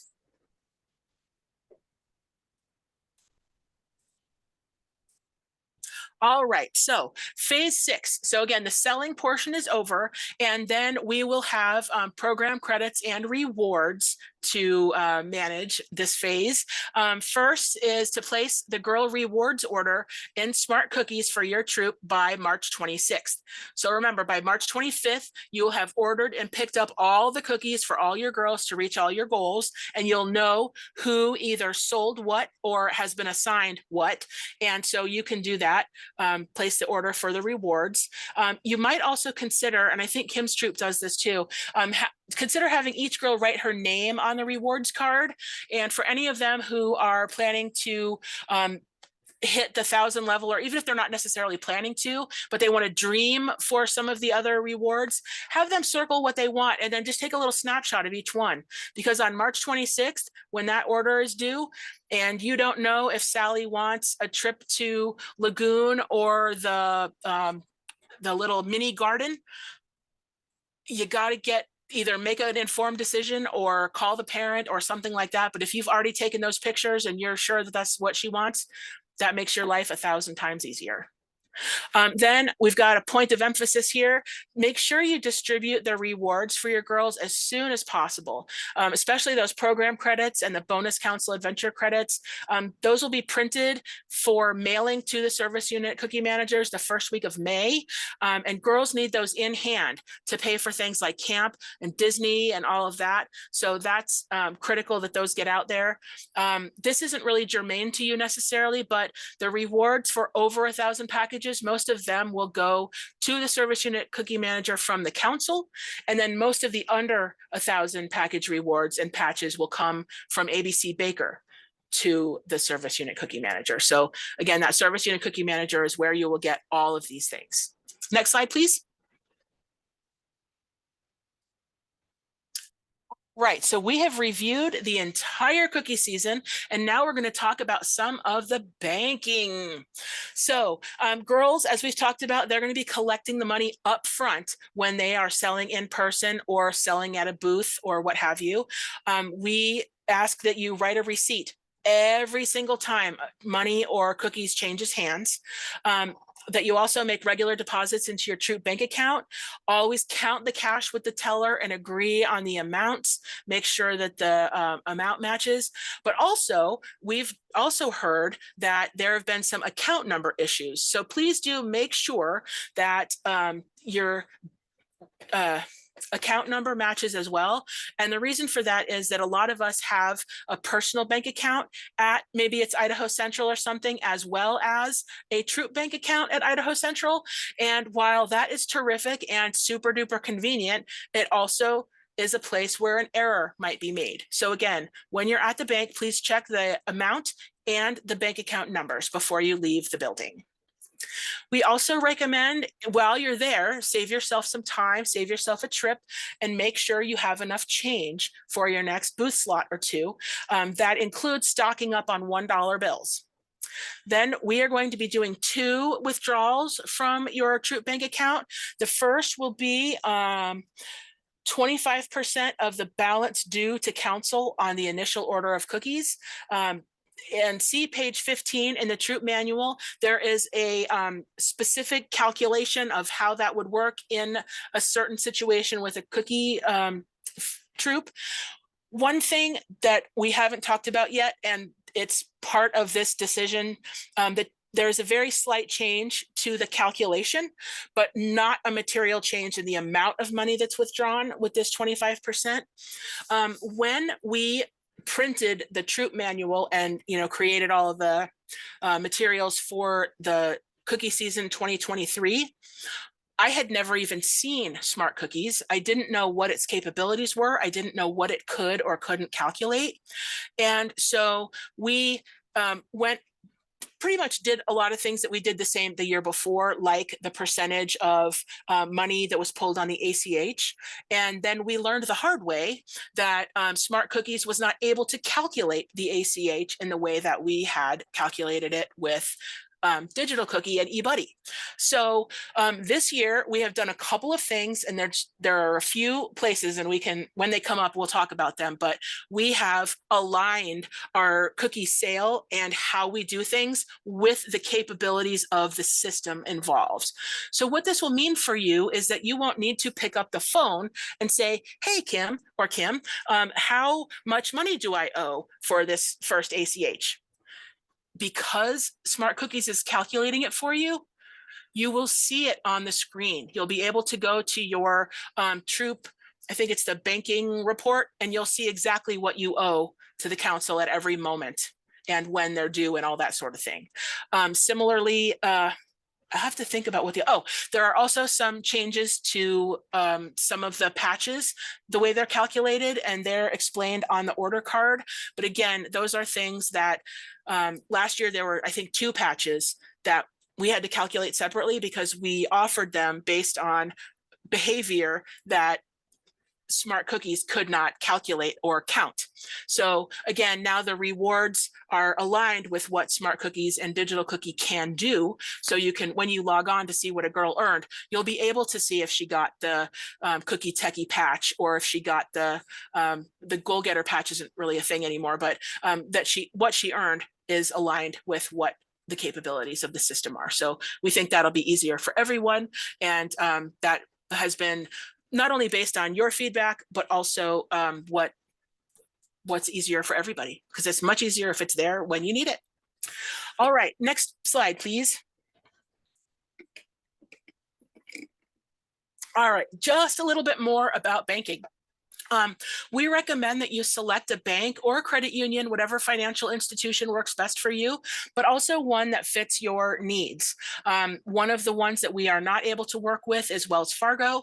But if there is a bank that is able to give you, free checking for life and all the things that you need, we recommend that you select that institution. In addition to the ACH, which we do for your benefit to make it easier so you don't have to write us checks and mail them and all that sort of business, you can make payments for cookies at the Silver Sage store. So you can do that with your debit card on the phone or credit card on the phone. You can mail us a check, but the store does accept cookie payments if necessary. And then if you have a banking issue and you are not going to be able to have the total amount of money that it says is due in Smart Cookies by the time of the ACH, absolutely, please do contact customer care and let us know what we can withdraw. And let us know that 3 days at least before the ACH is due. The ACH, if we pull it on Monday, we would have sent it to the bank on like Thursday or so by 2 o'clock, and then other people have to approve it and the bank has to approve it, and it's a process. So please let us know 3 business days before the ACH is due, at least, if you are having some sort of financial issue. Another new burst here, Digital Cookie offers easier credit card transactions than Smart Cookies did before.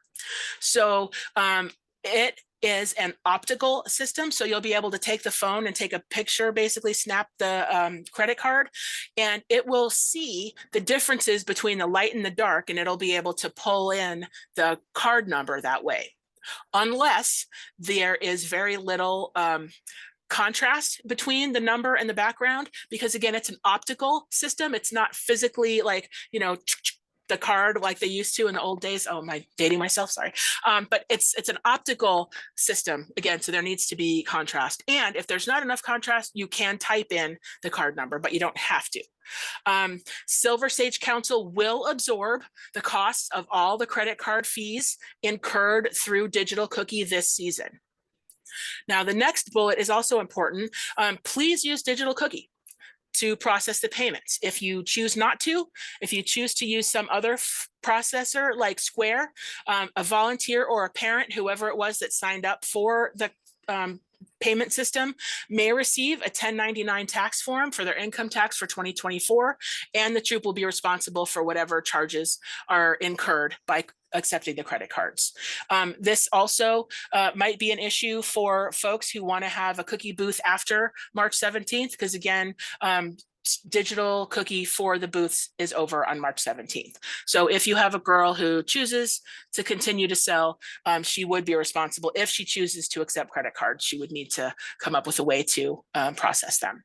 Next slide, please.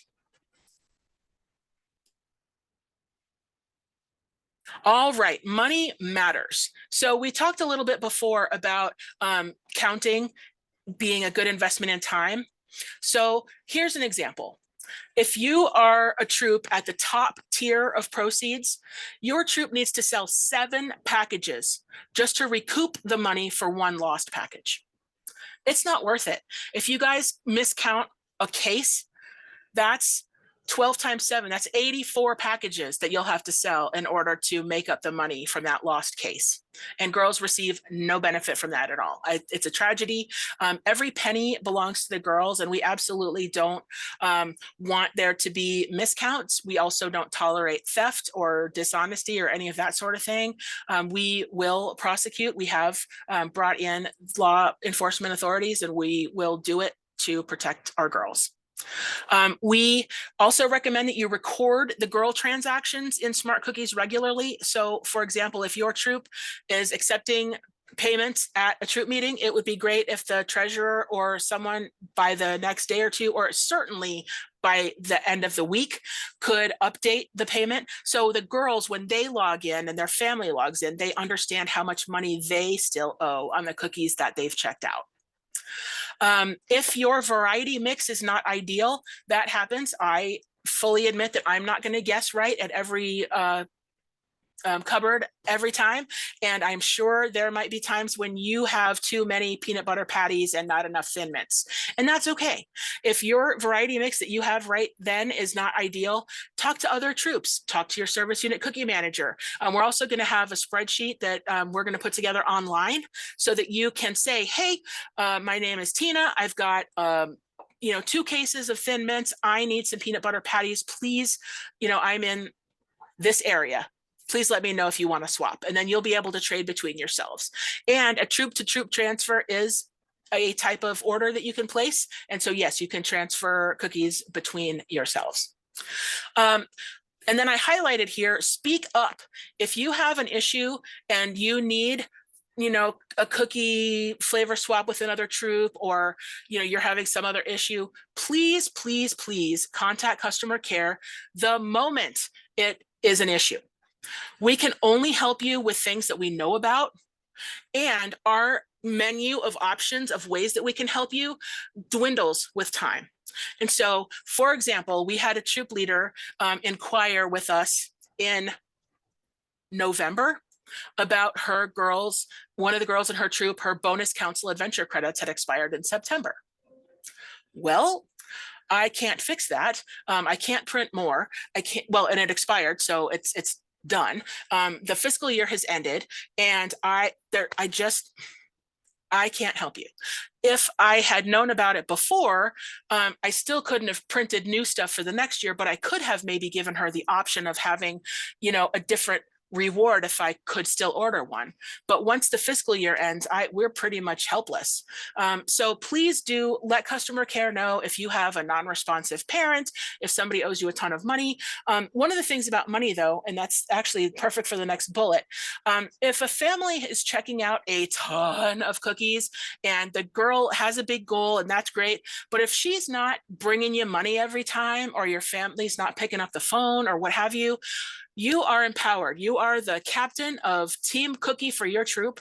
And if you decide that you're not going to give that kid one more cookie, one more crumb until her parents start paying or have some kind of payment arrangement, signed off on by you and your treasurer, it's okay to not give them more cookies. We don't want your troop to be in the hole by 5,000 packages. Ask me how I know that. That's an example because it happened. And we want you to feel empowered because every time cookies are checked out, those belong to your troop. So please don't let one family bankrupt your troop. We absolutely don't want that to happen. It causes it just is not a great outcome for any of the girls in your troop. And we don't want girls to continue to sell throughout the summer to try to catch up with cookies that were checked out by one family that just, took the money and ran. All right, next slide, please. Okay, so we have some cookie donation programs. These are outlined also on page 20 of your troop manual. So we have one that is, again, we are aligning these to the names that they're called in the system, so we don't get confused between Cookies of the Heart and Track Cookie Share and what's this one, what's that one. So these are named what they're named in the system, another alignment. So Virtual Cookie Share is the council program. What's virtual about it is that you, as a troop, do not have to deal with it in person. So that means you do not take delivery of the cookies because you do not order the cookies. All you do is place the order and take the money, and we deal with the cookies for you. So we pull them from the Boise cupboard or whatever cupboard is full.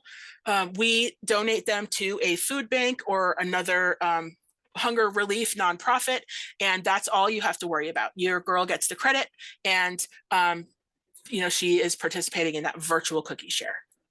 The second program is the Troop program, and that's tracked cookie share. So T for troop, T for tracked. That is where the troop selects its own nonprofit to support. And then the troop would order cookies to fulfill that and or use existing inventory to fulfill that need. And then the troop physically handles the cookies and physically takes them to whatever nonprofit they choose. Now, we have heard from other councils, because we have gone to a $6 price point, we have heard that more often than not, customers will say, keep the change when they hand your girl a $20 bill. So they will purchase the 3 boxes or packages. I'm trying to say packages. I don't know if you've noticed, but I'm trying to say packages instead of boxes. But girls will, get a $20 bill. The customer says, keep the change. The customer takes 3 packages with you, and then there's $2 left over. This extra $2 must be used to purchase cookies. You can do it as a virtual cookie share or a tracked cookie share, but they must be used to purchase cookies. Donations, again, must be converted to cookies purchased for a donation program. At booths, we are not allowed to solicit any donation of money. We are there to sell cookies only, and that means no donation jars, no tip jars.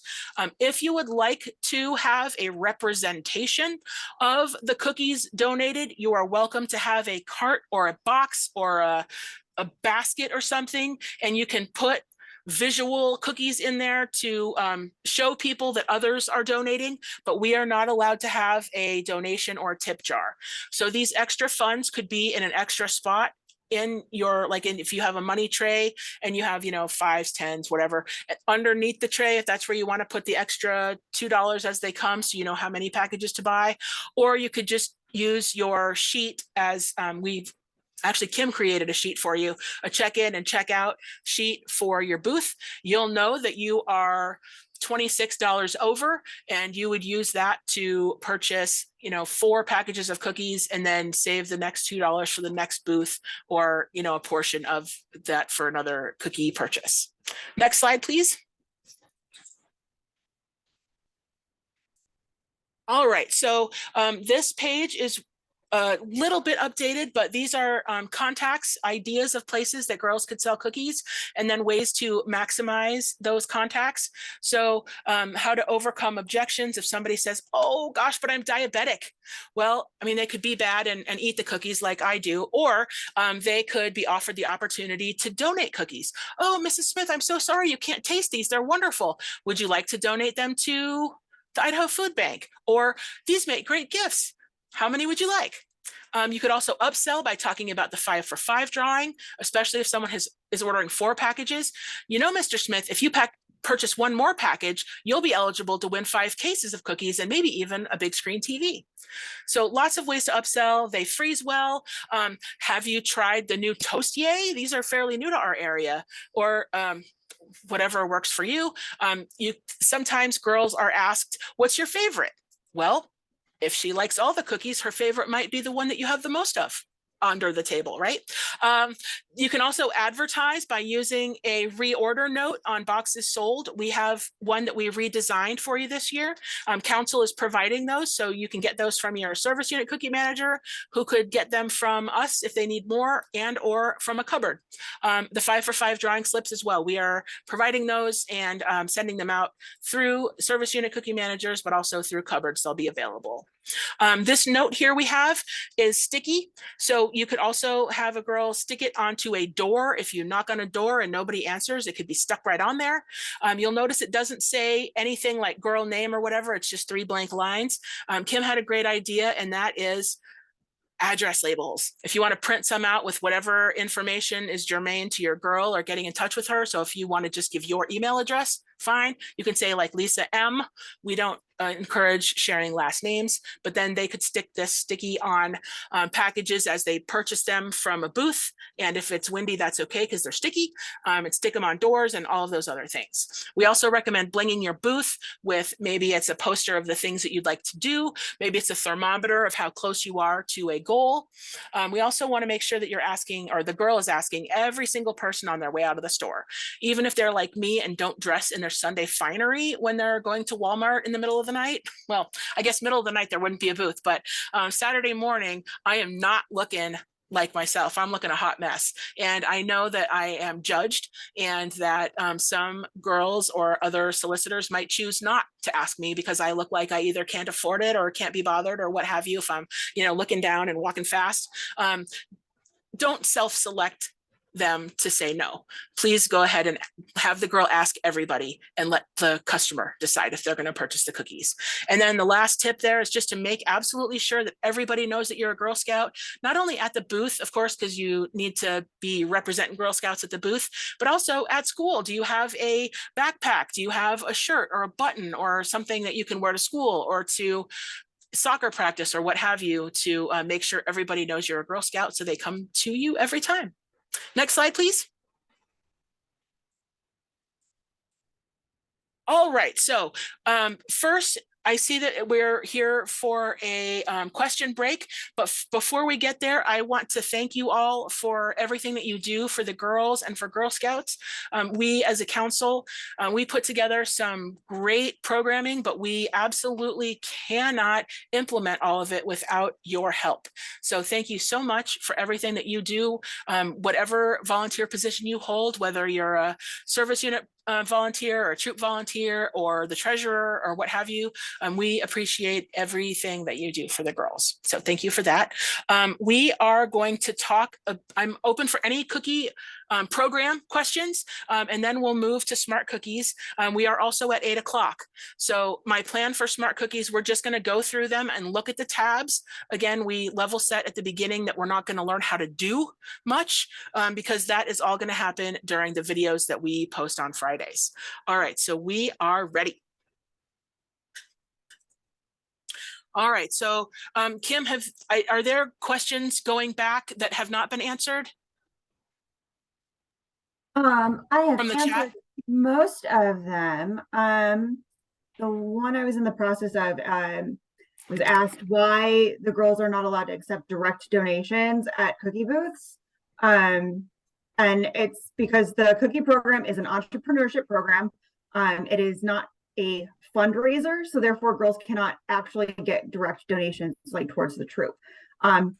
Occasionally there will be like onesie twosies where you have like $3 or $4 that'll end up getting into like the donation pile.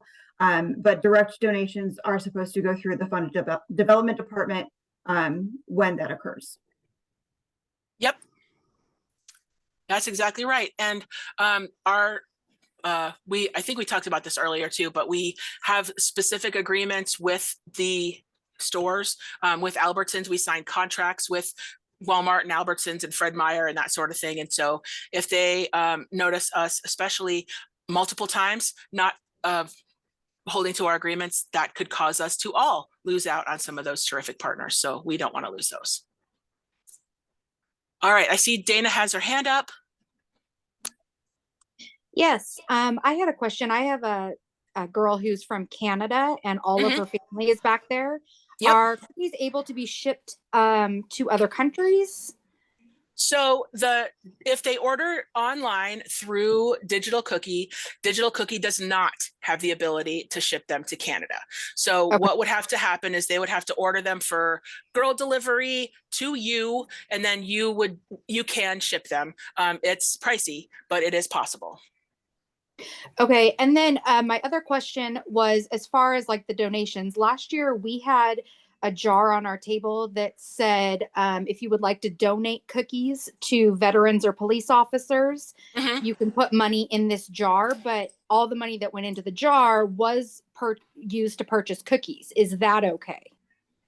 I would prefer, just so that we're following the letter of the law, that you would, and I don't mean law like, a state statute or anything, but I would recommend if you could put that statement like in a little picture frame or something and have that at your booth.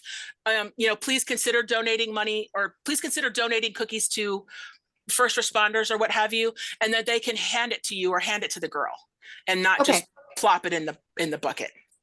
Speaking also like if you have like a separate like envelope or money pouch or something like that specifically for any like donations that you get, so when that person does order 3 boxes and they hand you the 20s, they keep the change, having that little envelope or change purse or whatever in your like cash box specifically for any of the donations that come. I mean, yeah, sure, you don't have a cute little box on your table that people can see how much you've collected, but it's still the heart of it's still there. Well, and Kim, on that note, with a visual of how much has been collected and how much for donations, you can always bring like a laundry basket or a wicker basket and put multiple packages of cookies in there as a visual, even though you're not necessarily physically taking them out of your inventory right then. And on the topic of having something on your booth, I have a gift for you today that I'd like to share. And I love giving things away. That's one of my favorite things. But I want to share that we are handing out a lot of really great things at service unit meetings. And so I would like to encourage you to attend as many service unit meetings as you can. We are handing out 3 foot by 2 foot banners that say Girl Scout cookies here. And we're giving out all kinds of stickers with axolotls on them for the girls. And next month, I think it is, we are handing out these plastic thing. There's a little foot on the bottom, but it says we accept credit cards. And so they're plastic and engraved. So you'll be able to put those on your cookie booth as well. It's not showing it very well, but we accept credit cards. We'll be there for you.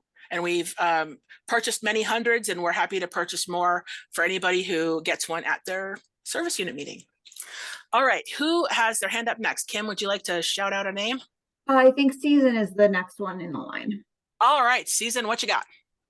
I have just a couple of questions that I just wanted to clarify. So you kind of went over, is Goal Getters the name going away then? I see that there are no like prizes or anything, it looked like on the card and stuff. So are we kind of getting away from that? So we are getting away from a prize for sales during that period only, for the reason that we are aligning everything with what Smart Cookies can calculate.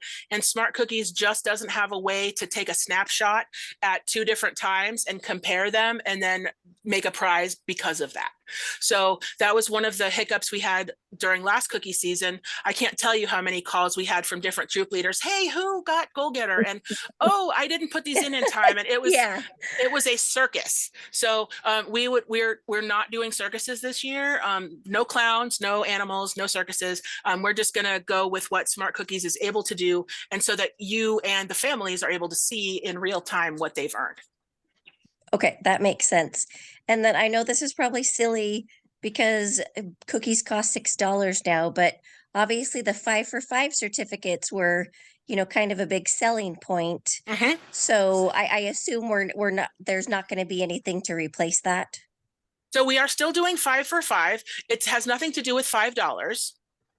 It's 5 packages of cookies earns you the opportunity to win 5 cases of cookies. Okay, good to know. Yeah. Yep. Has nothing to do with $5. So we are continuing that program. It was actually started here at the Silver Sage Council and has become a really popular program for cookie sellers nationwide now. So we're excited about it. And I don't see it going away anytime soon. However, we have received some feedback, and I wish I had thought about it myself, but we've heard some volunteers let me know that maybe a big screen TV is not the draw that it might have been 5 or 8 or, a few years Yeah. ago. So we are going to look at a different prize. We might be switching it out to something like an iPad or something that might be a little bit more eye-catching for someone who's not, 60 with a big old square TV. But that goes to show we really do take your feedback into account. We appreciate it. We need it. And we, want to continue to ask everybody to keep your comments coming. We appreciate them. And they Okay, do draw sorry. names for that too, because my daughter won it the one year. So Yay. yeah. And then just one more quick question about digital sales. I know you said that we'll get the emails like to the families and stuff on January 4th. Yes. I'm just checking. Are you guys gonna, in the past, sometimes you started early before we were actually supposed to start the online sale. So I'm just wanting to know if we need to be prepared for that. My understanding is that we actually Smart Cookies is going to send out that email on January 4th, and we have no plans to start any selling before, and Smart Cookies and Digital Cookie will not allow sales to begin before the 12th. Okay, So that is wonderful. when it starts. Yeah, Thank you. and sure. And that's actually another piece of feedback that we got and took action on is the length of our cookie sale. So you'll notice in years past, we started sending out the volunteer emails in now-ish, and we were letting girls start putting together their website in December and selling to friends and family and stuff, and that added another whole phase to the cookie sale. And so we just chopped that all off and made the cookie season 3 weeks shorter. And we don't anticipate that the quantities of cookies sold will be different. We think it'll just happen at a different time. So when the girls get started, they can ask their friends and family and their neighbor and their, that kind of thing. So again, just for everybody's understanding of why we did that, it was because of your feedback. Thank you. That seemed to stress our families out because it was around, the holidays. Exactly. And then they're like, but you told me that we weren't starting till now, but I'm getting all these emails. And so I'm happy that you're doing it that way. So thank you. Thank you. All right, Kim, who's next? Liana. All right, Liana, what can we do for you? All right, thank you. You mentioned that the cookie managers get to log in and make sure roster is good and everything on the 20th of December. Yes. Yep. So at that time, if we've got our team set up of folks who are going to also be assisting with all of these things, can we set them up and they have access that same day, or do they have to wait until the 4th when families and girls get access? Both and neither. So you can set up your cookie team, and in the event that you're not able to add them yourself, and how that would happen is if someone is not registered in our registration system and also doesn't happen to have isn't connected to your troop for some reason, then you might not be able to see their global ID. And that is something that is new this year. because we have been switched to digital cookie, we now are having to go with new data requirements. And one of those now is that digital cookie and smart cookies are talking to our membership system. And so in the past, you used to be able to add a person or add a girl or add whatever. And now we can't just add willy-nilly. We have to add somebody who's in our membership system and in our troop. And you'll be able to see those on MyGS, but sometimes you can't see other adults. And especially if they're not in your troop, you absolutely wouldn't be able to see them. So if there are people you'd like to add, you are more than welcome to email us on December 20th or whenever. You can email customer care. Hi, my troop number is 123, and I would like to add, Lisa Smith, Albert Jones, and just make sure we have the troop numbers and the names, as much information as we need, and then we can grant them permissions. But we want to make sure that we're doing it with your permission. And so we would not add anybody without a troop cookie manager's permission. Okay, and so just to clarify then, as for folks who are registered in MyGS and they're all, squared away that way, those folks should show up, no problem. It's going to be people who are not registered there that I would email customer service for. Right. So if you're able to see them in MyGS, then you should be able to add them yourself into Smart Cookies. Okay. From our end, we are only able to upload one contact per troop. And so that will be the troop cookie manager once they've signed the contract. So we won't be uploading a volunteer until and unless they sign the contract and or a troop cookie manager tells us that they can have permissions in their troop. Okay. One thing critical though is giving someone permission from your troop. Please make sure it's someone that you really, really trust. And the reason is that they can do everything that you can do in there. So if they can order cookies, they can shut off somebody's digital cookie ordering system. They can do a lot of stuff. So please make sure it's someone you trust. We can also turn someone off. So if someone is just clicking around and doing silly stuff and not what you want them to do, just shoot us an email and we can shut it down as well. And those people will get emails from the system as you upload them. They won't have to wait until January 4th. January 4th is for the girls. Perfect. Okay, thank you very much. Sure thing. All right. Next hand up is Thomas. Great. Thomas, how can we help?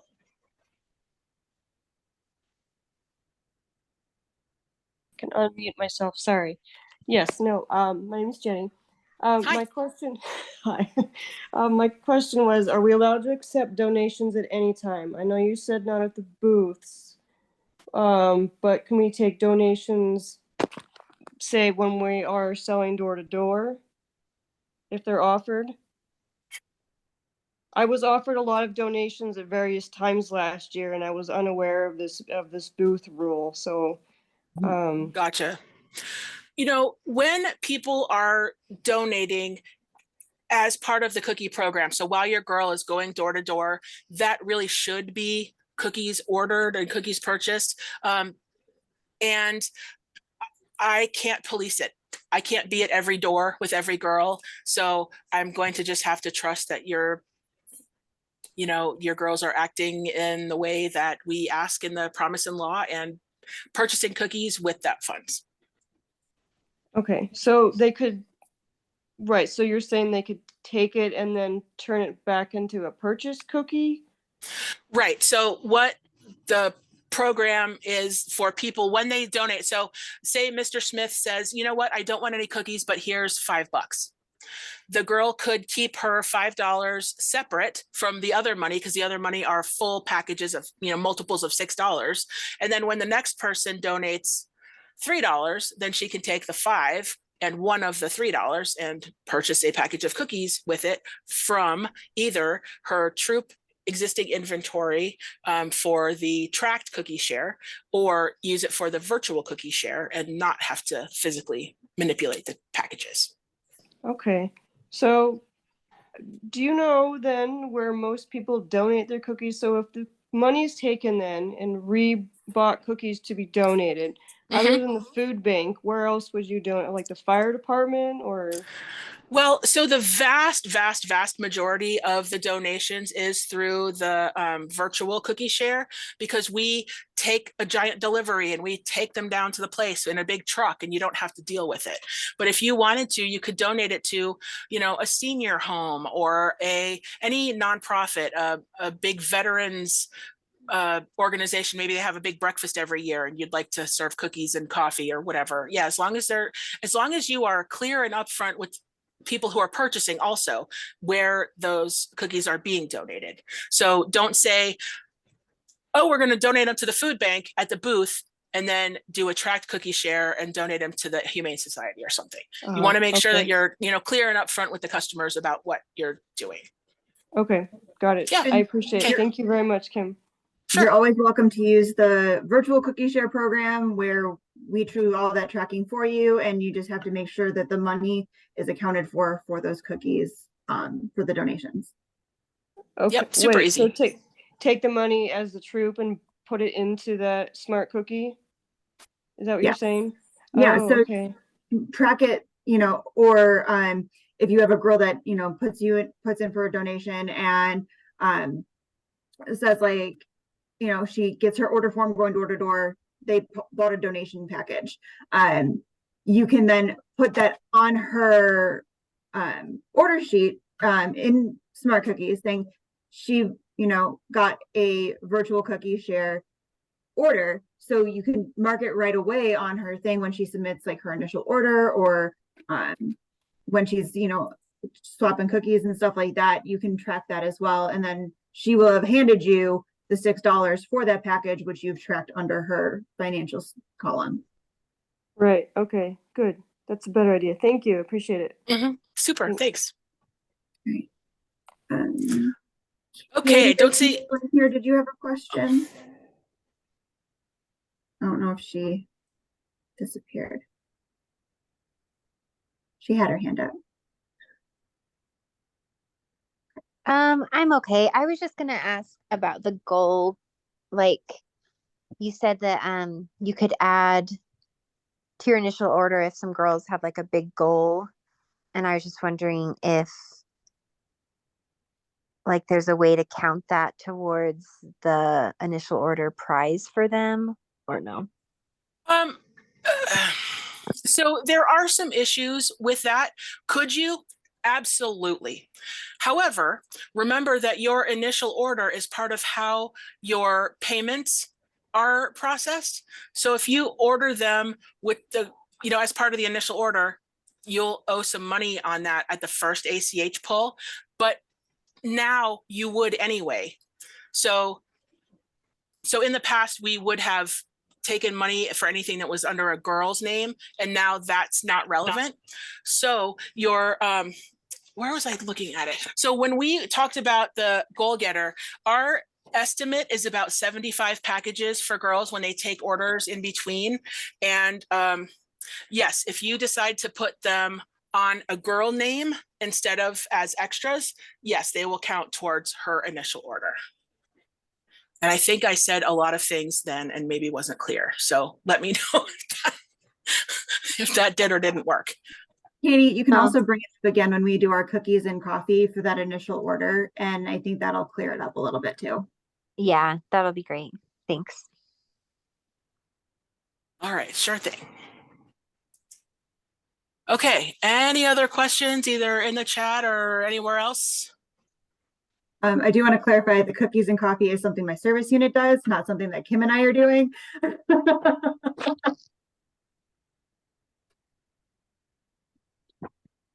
All right. Any last question before we move on to smart cookies? Oh, I see one from Jacinda. Okay, mostly everything we discussed here is in the troop manual. Yes, indeed. almost everything we talked about is either in the troop manual or the family guide. And those are both posted online on our council's website. So they are available.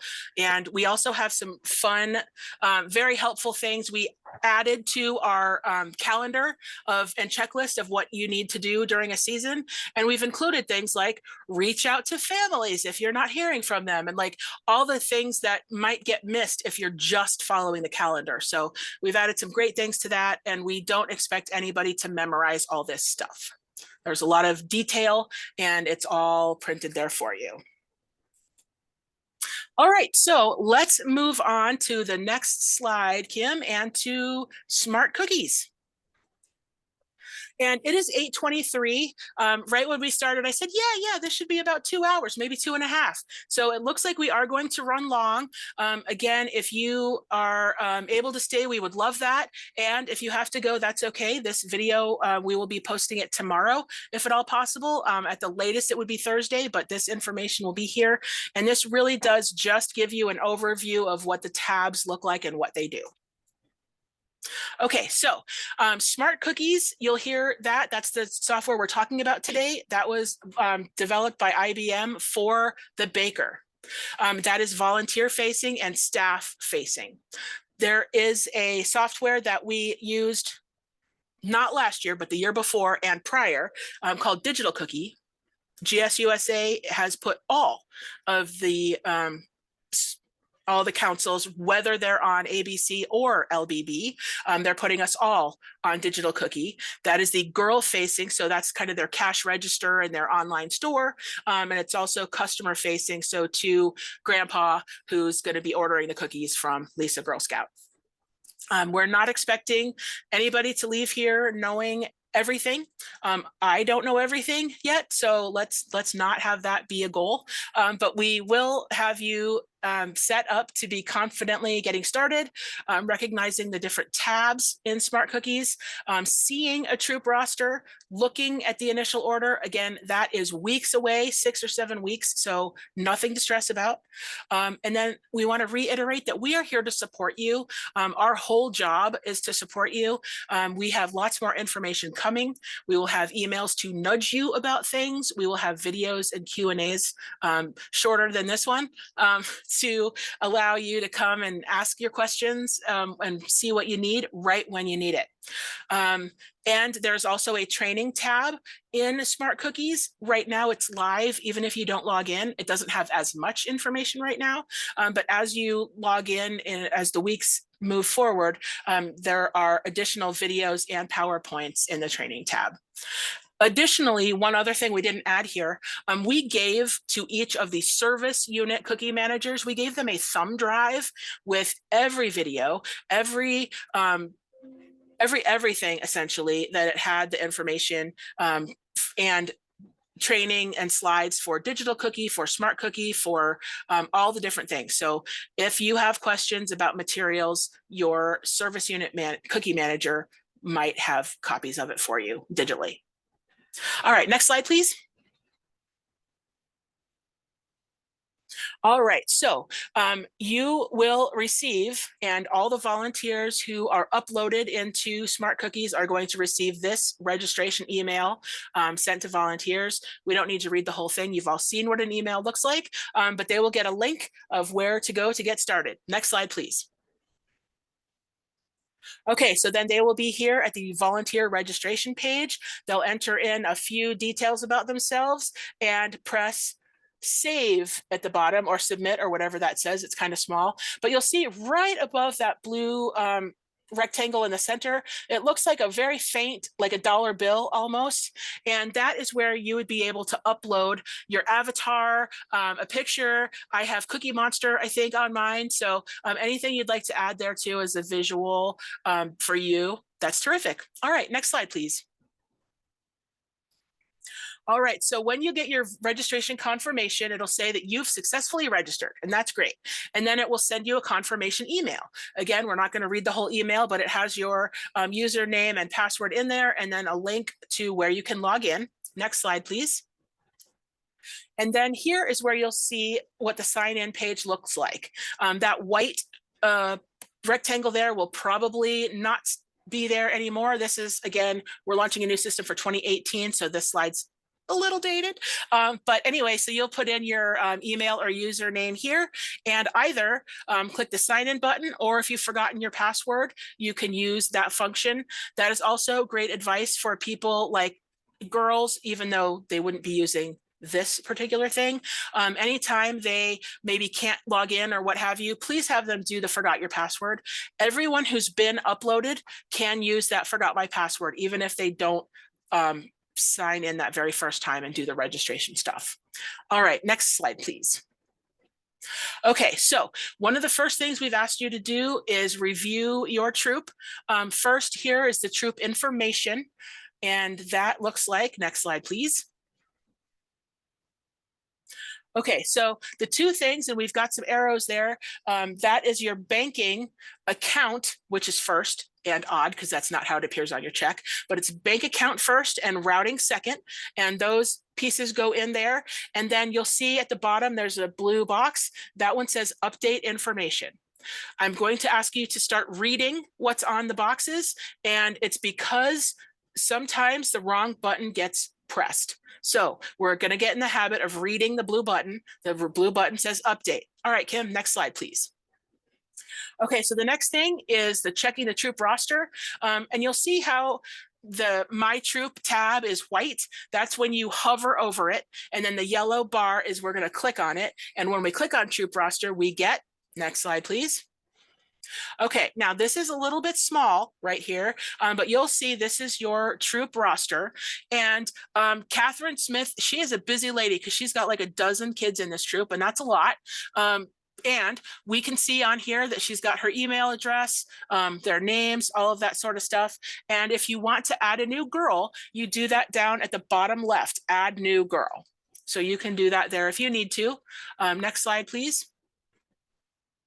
Okay, so troop user management. The troop users are the grown-ups. They're the adults and volunteers in your troop. Next slide. Okay, so here you'll see the volunteers, and you'll see on the right, they have different status pieces here. The ones that are registered are the ones who went through the volunteer registration with the email, and the ones that are pending registration, those folks have not yet completed the registration process. So they are uploaded and they're in the system. They just haven't started using it yet. They haven't registered for it yet. So what you could do is, if you see the yellow highlighted box at the bottom, it says send registration notification. So you can send that notification to anybody who has not registered yet to remind them to get registered. And you see on the far right, you can click on the pencil to edit something. So if you need to change someone's email, you can, there looks like a trash can next. So if you need to delete them, you can. You've got a lot of options here on this. And it's, again, the manage users is for the adults and volunteers in your troop. Next slide, please. I do want to say, I think that send registration notification button is the button you need to push in order to make sure that your girls get that registration email. Oh, this is now right. I'm starting to see that this says girl on the left. So I must not have the right managed users in my brain. Anyway, okay, so here's where if you see that they're pending users, whether they've registered or not, if you need to make an edit or something. But yeah, it's more than just the adults. Sorry about that. All right, next slide. Okay, so this is the troop dashboard. This is what you'll see right when you first log on. This is most of the top half of the page. So the very, very top is those menus that we looked at with the tabs. But this is the just below the tabs and the top half of the screen. And so this has your troop goal, which you will set yourself. It also has the thermometer, which shows you how close you are to the goal. You can change your goal from here, and that will change also the thermometer, because the amount sold won't change right now, but the length of the thermometer will change based on your changing the troop goal. You'll also see here your inventory, your total orders, your per girl average as of right now, your total cookies sold, your total cookies on hand. It has a lot of information here. It also has a calendar in the light blue, but then also a list of the important dates in the dark blue. Really handy, quick snapshot of where you are. Next slide for the bottom half of the page. And also new for us this year is anyone who sold cookies last year, you will have last year's information to compare it to. Yes. Great point. So last year, we didn't have the year before's information because we were new with ABC. But this year, we do have 1 year of history. So we'll be able to compare those things. And that shows even right here under stats where it says this season, last season. And you'll see last season says a lot of NA stuff because we didn't have the data from last season. So that'll be really helpful for us all. Then we have a financial summary here, which goes over the total sales. The troop proceeds is how much the troop has earned. Then council proceeds, that's what we take out in the ACH. And you've got a balance due there, all the information you need. And then cookies. When it says sold by cookies, you'll see there are some options here, and you'll want to pay very close attention to those radio buttons because there's a huge difference between them by a factor of 12. And what I mean by that is if you click on cases, that's 1/12 of the number that you would see if you clicked on packages. So just be very aware of what unit of measure you're using as you're looking at these reports. That piece is going to be critical for you. All right, next slide, please. Okay, so one of the things that you can do, we talked about setting your troop goal, and you see right here on the dashboard, bottom right, there's a gray button that says update, but you can also do it here on the goals and online activities part of the My Troop tab. Next slide, please. Okay, so we see here we've got the user Catherine Smith. She could edit and put her picture up there if she wanted to. She's got the troop goal description, which could be something like, when we sell 5,000 packages together, we're all going to go to Roaring Springs, or what have you. And then you would click that gray button to update. Similarly, on the top right, troop package goal 3,500 right now, you could change that here. And there are also some opportunities to contact the girls. I don't know if that is still happening because we're not using smart cookies for the girls. So I'm not gonna talk about that until I see Kim talking. Yes, go. It still exists. It's just now in digital cookie instead. Gotcha. Okay. So we will not address communicating to girls in smart cookies because we don't. Fabs. All right. Next slide, please. Okay. So for the booths, we have the booth tab, and during a booth tab, you can schedule booths. And it shows a screen to do that. You can also do my reservations, and that will show you the booths that your troop already has scheduled. And that's not just a booth, it's each booth slot. So each Albertsons at each time period, each Fred Meyer at each time period, all the booth slots.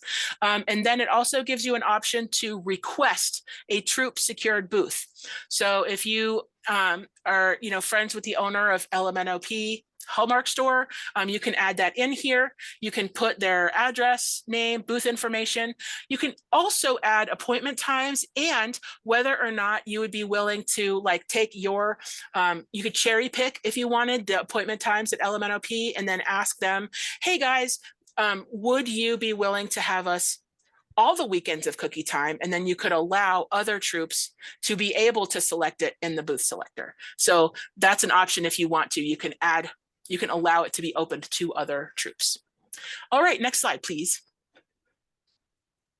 All right, so for your orders, you have the troop initial order, and that is where you start the order. You may not complete it all in one sitting. And if you come back to it, you can use manage orders to do that part. So if you click manage orders, that'll show you the orders that are existing, including the troop initial order that you started. But this shows you the troop initial order, and we'll look at it a little deeper. All right, next slide, please. Okay, so there are some different kinds of orders. If you want to start a transfer order, that's if you want to transfer troop to girl, girl to troop, troop to troop, all the things are in transfer orders. Unless you want to order cookies from a cupboard, and that is a planned order. At this time, we have almost all of the service units able to order from any cupboard. So unless a cupboard has said, look, we're we're paying for this space and we're doing it for our service unit only, we would allow them to, only do it for them. But I think almost all of them are open to all the service units. So if you are traveling through Twin Falls and you're in Nampa, but you want to pick up the cookies in Twin Falls on your way to a third place, that's totally fine. It's okay. Any cupboard that shows up on your selection is available for your troop or your service unit to choose to pick up cookies at.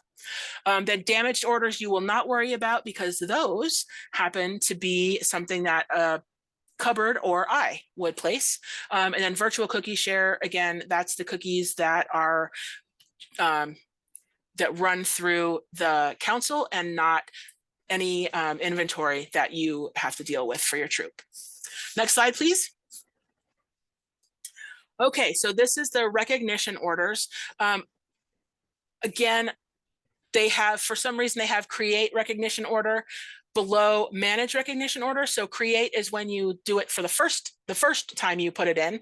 And then if you have to come back to it later, then you manage the order. So create it first, manage it later. That's something that's important. And here you'll notice that the blue button says create order, and that's terrific. It also, if you see on the left here, Troop 102 plan type. So plan types, we are going to have two different types of recognition plans. One of those is the early plan, and that's for the water bottle that comes early. And then the other plan is the main plan, and that is the main recognition order for all of the stuffies and bonus council adventure credits and all of that stuff. All right, next slide, please.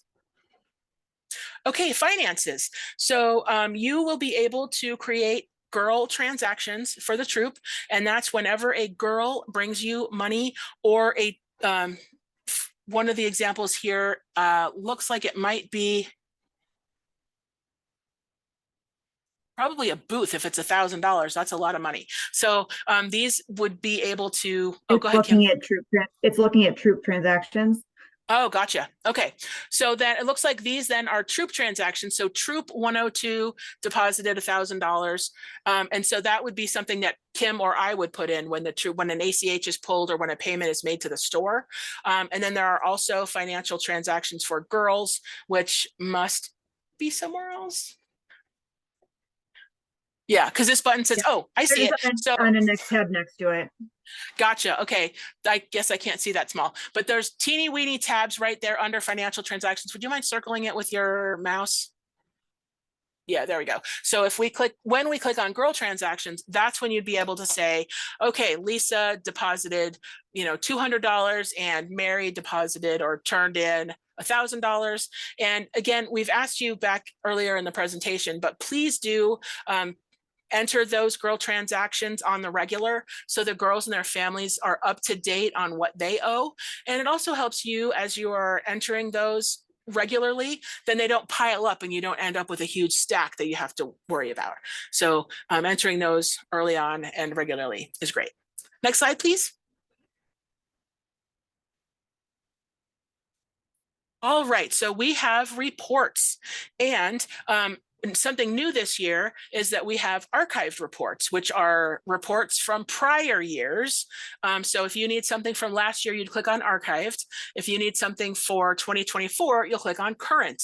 And there are all sorts of reports, and you can't really mess up anything because these are reports are just querying into the data that's there and pulling it out in a format for us to view and or sort if we want to, or things like that. But please don't worry about it. It would be great if you feel comfortable just clicking around in there and pulling a few reports and just seeing what they have in them. So as you become familiar with the reports and as the sale moves on, you'll be able to interpret them yourself. Next slide, please. Okay, so one of the tabs says cookies, and you'll see that this is just the very top of it with Adventurefuls being the first one alphabetically, and you can scroll down and see all the varieties of the cookies that we currently have on our menu. When you click on it, it'll give you the, I was gonna say membership information. That's not true. It's the nutrition information. Wow, okay, it's getting late and I'm tired. So you'll be able to click on that. So if you have a girl that has specific questions about a specific cookie, you can click that. In addition, on the back of the order card, on the glossy order card, the back has the nutrition facts for all 8 varieties that are on there. So feel free to use that as well. These just have a little bit more specifics on there. Next slide, please. All right, safety and training. As you're aware, safety is our #1 issue. All of this cookie business is for naught if a girl gets hurt out there. So let's make sure that we are doing our absolute best to keep everybody safe, keep money safe, keep cookies safe, but most importantly, keep people safe. And there is a lot of information about safety, about our different resources things for cookie sellers, and that training and safety section is on there right now, even if you're not logged in. So that's available now. And there are also a ton of training resources for smart cookies here. Again, you'll click on the training if you want that information. Next slide, please. So here's what training is available. There are about 30 different PowerPoints and videos that go along with them. Many of them are on YouTube, but you can just download them right here, and they're all topic specific. Next slide, please. Some of them will have more information than like we use. Sometimes it's very council specific, but this is a general overview of everything that smart cookies can do. Doesn't mean that is actually something that we let you do. Okay, so our next tab we have is resources. We have some digital art there available, and those are all kinds of things that you can print out and have them on a booth, or things that we'll actually show you on the next slide. And then there are also a bunch of different forms and checklists and worksheets. Many of those things are generic, like Kim was saying, they're not specific to our council. So for example, for a permission slip, we'd ask you to use the one that we've provided through your service unit and have available to print on our website if you need more. Next slide, this shows you some of the art we've got. We've got a whole bunch of pre-made social media post graphics for you there. It's like a disco party when I bite into lemonades, all kinds of fun stuff there. There are also all kinds of photos and logos and a rally guide with different activities if you wanted to do something with your troop. There's an allergen flyer that we absolutely love. It's got each variety of cookies, and then I think it's the cookies above the top, right? And then the allergens. The cookies go down the side, and then there's like 3 boxes for different kinds of allergens. There's like peanut, there's egg, and soy, maybe dairy, soy. Oh, maybe dairy. Yeah. There's Anyway, at least 3 categories for them, and it lists like, yes, it is included. No, it is not. It's super nice. Yeah, my recommendation, especially if you've encountered this at booths before, would be to print it out and maybe laminate it to have it at your booth if there's any questions. And many people that have dietary restrictions will be able to read the package and see right away, or read the nutrition facts on the order card and see right away if something that they're allergic to is on there, because they do it for everything they consume. Next slide, please. Yeah. And those graphics are super adorable. Like, their graphics team is amazing. They do really well. Then also for help, help is here on this tab. You'll see that they've got 24-hour tech support for ABC Smart Cookie Tech, and also information about your cookies. So there's a cookies FAQ, and then someone at the bakery can answer cookies, and these are specific to, you know, I don't know, what's the origin of the cocoa that goes into the, you know, they have very, very specific information that they can get you if you need it. In addition, we have this information for you on the, there we go, or not, on the back of the troop manual. So the back of the troop manual has information for our Silver Sage customer care, and also the phone number and email for the Smart Cookies tech support. So don't feel like you have to log on to get information from tech support. It's just right here on the on the back of the troop manual. Okay, so one thing we haven't talked about yet, and it should be on, maybe it's on a slide more towards the end of the ABC part, but please do contact customer care.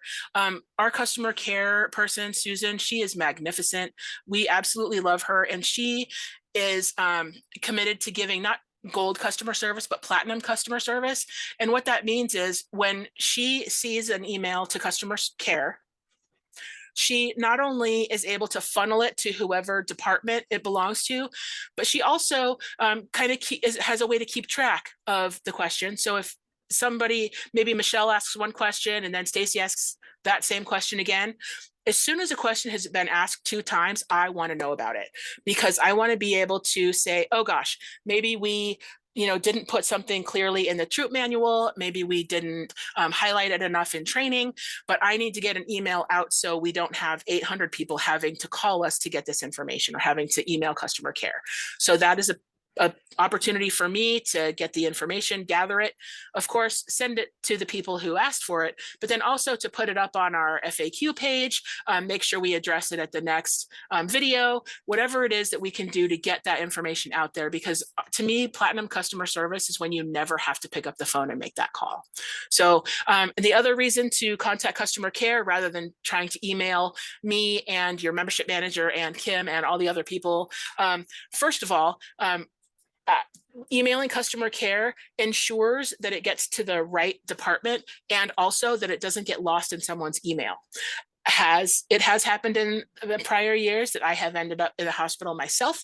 My dad's had a heart attack and actually broke his neck, but he's fine now. But he was in the hospital during cookie season. And so if I wasn't, able to take my laptop into a certain doctor's office, you weren't getting a response from me because it was in my email box.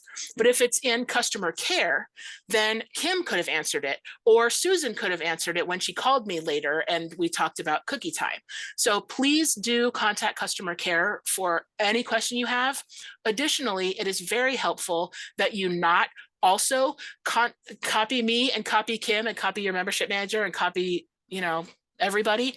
And the reason for that is that each of us thinks either that the other person is doing it, or there have been situations. In fact, I think we had one maybe yesterday or last week when somebody copied multiples of us and both of us responded right at the same time.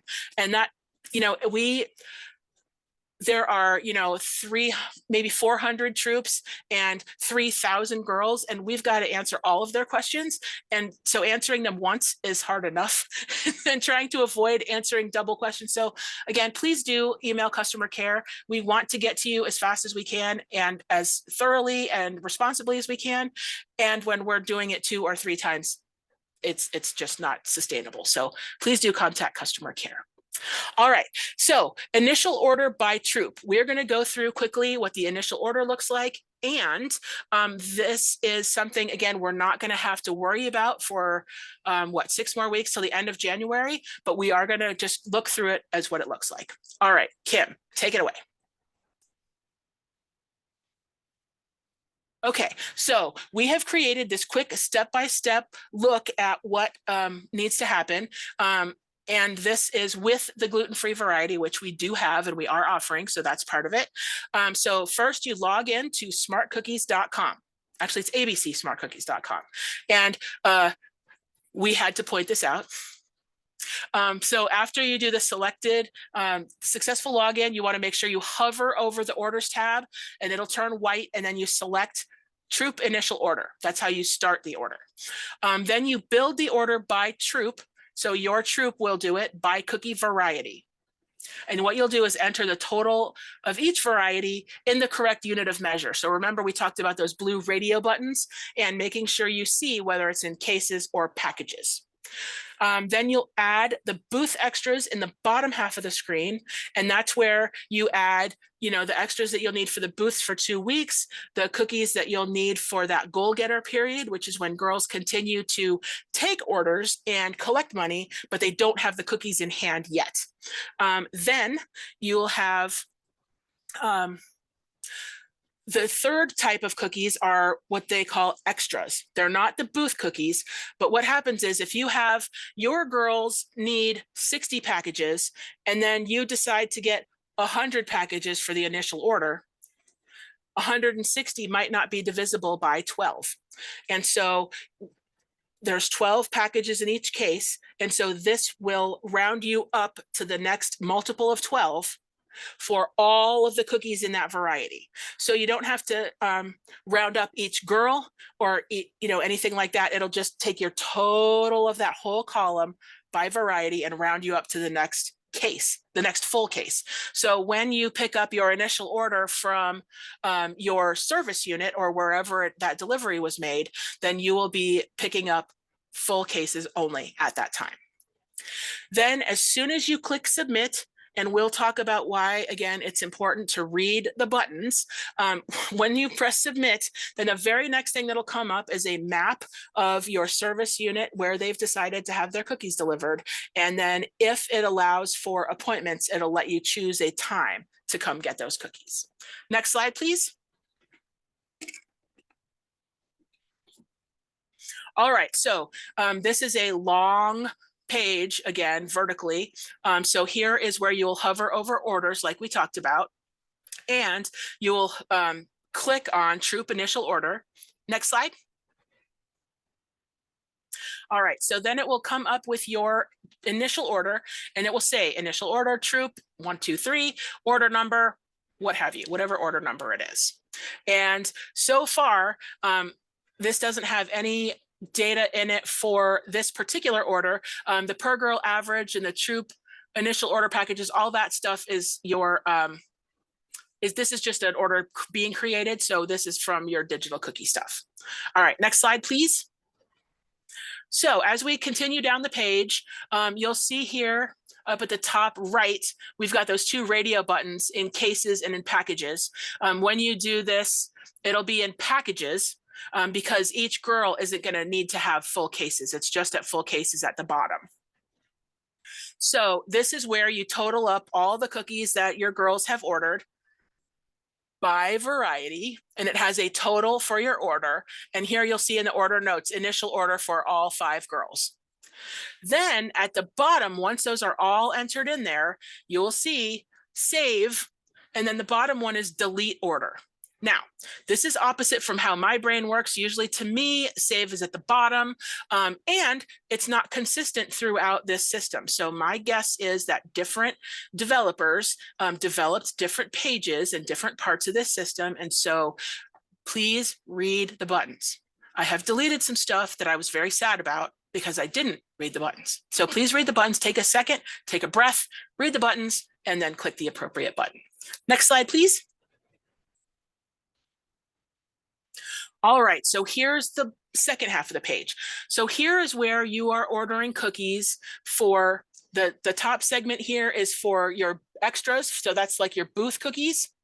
And then the last tab, you'll see the last section, you'll see that on the packages part, you can't enter anything here. And that is because it is calculating automatically a number between 1, well, I guess between 0 and 11 to add to get to that next case of cookies. So nothing there should be outside of the range of 0 to 11. So again, that's rounding up. And then you have another opportunity to put in any notes that you want, and then click save or delete. I'd recommend save here if you're ready. Next slide, please. All right, so as soon as you press submit, again, like we talked about, there is a map. There are some councils, and the reason the map comes up is because some councils have multiple places where you can pick up. That is not how our council does our cookie, they call them cookie drops. We do ours by service unit. So you don't have to worry about anything except for the location where it's going to be. And then if they open it up, if a service unit cookie manager defines appointment times and or date ranges, then you'll see at the bottom there are delivery appointment details, and you can choose when your appointment is. Other service units say, call me before you come, or call me on Monday and we'll make an appointment, or what have you. So they might not have a date, but they do need some selection to be made here, and it might just be safe. All right, next slide, please. Okay. Oh, great. This is the slide. So we've looked at we've looked at smart cookies. We've gone over our council programming. This is Susan. She's our customer care specialist. She is amazing. I need to draw some wings on her or something. She's the bomb. Kim and I will be meeting with her every day, every morning during cookie time, and maybe even on some afternoons, because we want to all be in sync, all be giving you the proper answers, the right information, and again, making sure it's available to you in a timely manner, which for me means it's before you need to call. There are plenty of resources for you out there. We also have some information for you on page 9 of the Troop Manual for some additional resources. Customer care, here's the phone number and the email. Again, it's on the back of the, is this gonna work this time? So close. It's on the back of the Troop Manual. And then we also have 24-hour tech support for smart cookies.